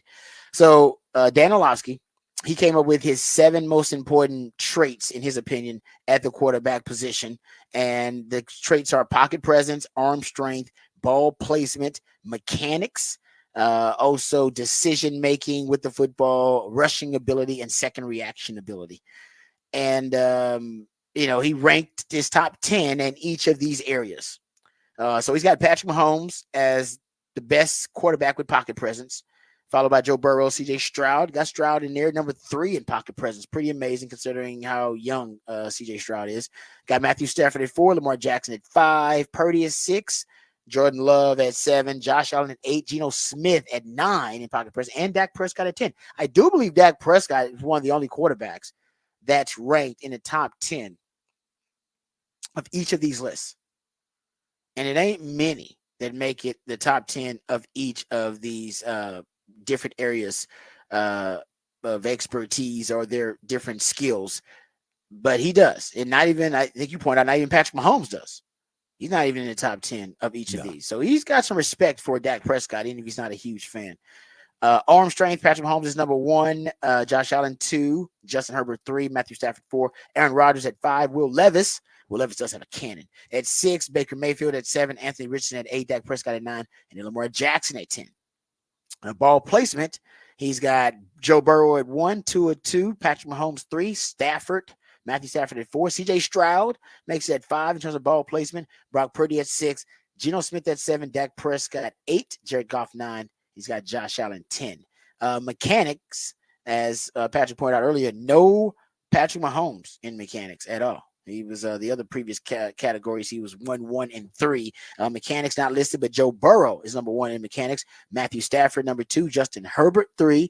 CJ Stroud 4. Dak Prescott 5. I think Dak Prescott does actually have a pretty good mechanics overall. Jared Goff at 6. Tua at 7. Aaron Rodgers 8. Brock Purdy 9, and Trevor Lawrence at 10 in that category. And when you look at decision making overall with the football, he's got Aaron Rodgers number 1, Matthew Stafford 2, Joe Burrow 3, CJ Stroud 4. See the young rookie, CJ Stroud top 5 in decision making too. Look at his touchdown interception ratio. Brock Purdy at 5, Jordan Love at 6, Patrick Mahomes at 7, Dak Prescott at 8, Jared Goff at 9, and Kirk Cousins at 10. I think Dak Prescott's a little lower from that year 2 years ago where he had all those interceptions. And Patrick Mahomes actually does take chances just because he's got the arm talent to do it. So I see why Patrick Mahomes is probably a little bit lower down there too. Rushing ability, this one's kind of quirky. He's got Lamar Jackson 1, Josh Allen 2, Anthony Richardson 3, Jalen Hurts 4, Justin Fields 5, and he's got Patrick Mahomes 6. Very underrated runner in terms of his scrambling ability and ability to keep plays alive. But he's got Dak Prescott right behind Patrick Mahomes. Joe Burrow at 8. He's got functional mobility, and Dak, same thing. But he's got Kyler Murray 9 and Trevor Lawrence 10. Kyler Murray probably should be near the top 5. Kyler Murray probably should be a 6 ahead of Patrick Mahomes, and then you drop the list down, accordingly. Second reaction ability, one of my favorite skills for a quarterback to possess. Patrick Mahomes once the play breaks down, the initial play breaks down. How do you extend the play? How do you improvise? Second reaction ability, Patrick Mahomes at number 1, Josh Allen at 2, Lamar Jackson 3, Brock Purdy at 4, Jordan Love at 5, Caleb Williams at 6. Yeah, he does have great second reaction ability. Dak Prescott at 7, Jalen Hurts 8, Gardner Minshew 9. So when you see the Minshew magic, and then you got Justin Herbert at 10. If I could have added a category, I probably would have added sack avoidance.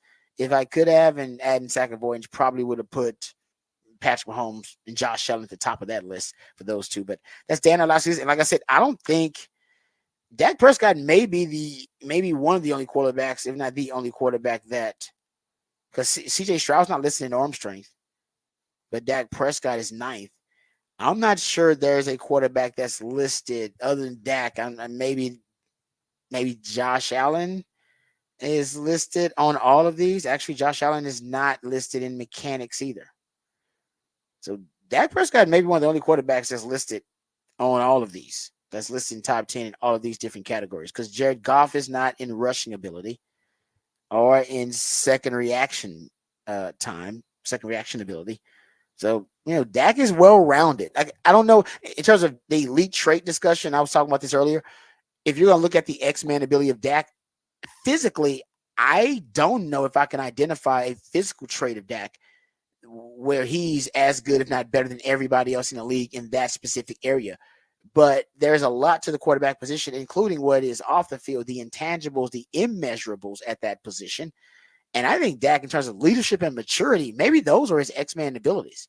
We know he was mature beyond his years from his time, obviously when he was young and coming up in the household, losing a parent really early. We know the way he handled the Tony Romo thing was really mature as a rookie. And even Tony Romo talked about that and how mature he was.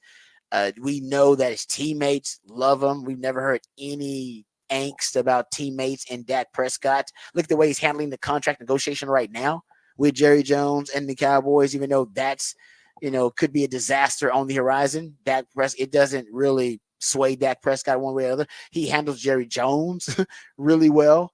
And, I remember that example of him. He was on the bench, I think it maybe his second or third year as a quarterback.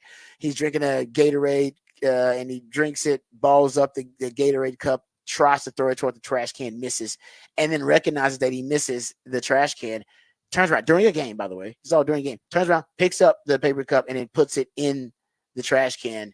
And some people think, oh, that means nothing, but that's a little thing that can mean a big thing, right? That's a guy who believes there's only one way to do things, and it's the right way.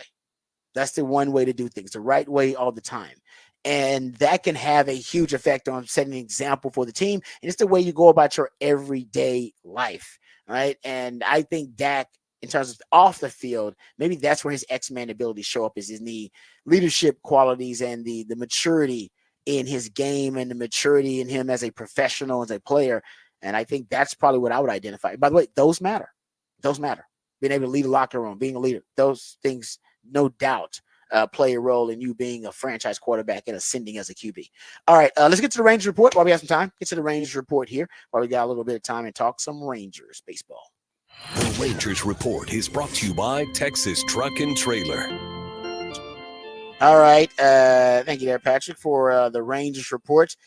Throwing this out there, the end of the Rangers postseason hopes might have, we might be at it. We might be. I don't know if it's totally their postseason hopes are dashed, but if you're looking at the injuries, I think everybody was hoping, hey, they get some of these guys healthy, and when they get some of these guys healthy, they're going to be able to make a run. They stay close enough so they can make a run, and then maybe late in the season they can make a run. I think they're still 7.5 games back. Right back right now. Ooh, 8.5 back. Okay. General Manager Chris Young told media that their right-handers Nathan Eovaldi and Max Scherzer were heading back to Texas to see Dr. Keith Meister. That potentially could be really bad news for the Rangers 1-2 rotation. Eovaldi left his start this past weekend early because of tightness in his right side, and Young said that Eovaldi thinks he can manage it for the rest of the season. Scherzer thought he would be able to manage the persistent shoulder fatigue after a stint on the injured list, but he hasn't been able to turn the corner. The rotation has been short, 2 starters since the trade deadline. The Rangers moved Michael Lorenzen to the Royals, agreeing to the deal at the same time that John Gray suffered a groin injury in Toronto. Then Tyler Mahle returned last week and actually was pretty good in his debut. As a matter of fact, that loss you just had, one of the bright spots of Monday's loss was Tyler Mahle. He actually made his second start since coming off the Tommy John surgery, and he collected 15 whiffs, leading to 7 strikeouts and 3 walks. He was removed with 2 outs in the 5th inning as his pitch count crept close to 90, and I think they wanted to make sure they kept a lid on that. But he actually is one of the bright spots for you. But the reason that the postseason hopes have dimmed is because I'm not sure you're getting back those pitchers in time. No, there's 43 games left in the season. It's getting now to that.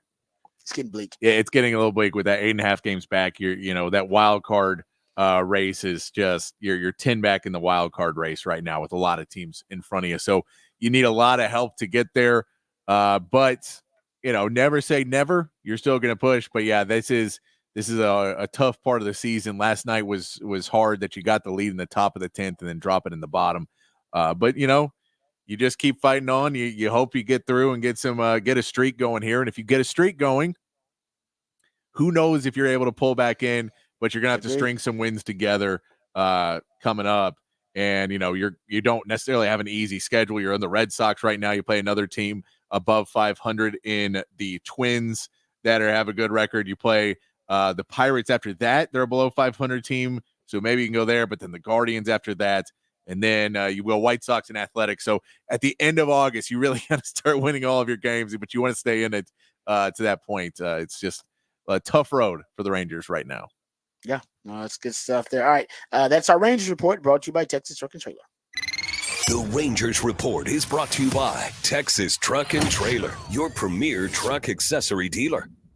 All right, we come back. We'll play Who Said That? That's when Patrick plays pieces of audio from the sports world, sometimes beyond. And based on the context clues or familiarity of the voice, you have to guess who said that. We'll do that on the other side, right here on the Rodcast, featuring Patrick Davis. I'm Mike Tom Longhorn. Rod Davis coming back on the horn.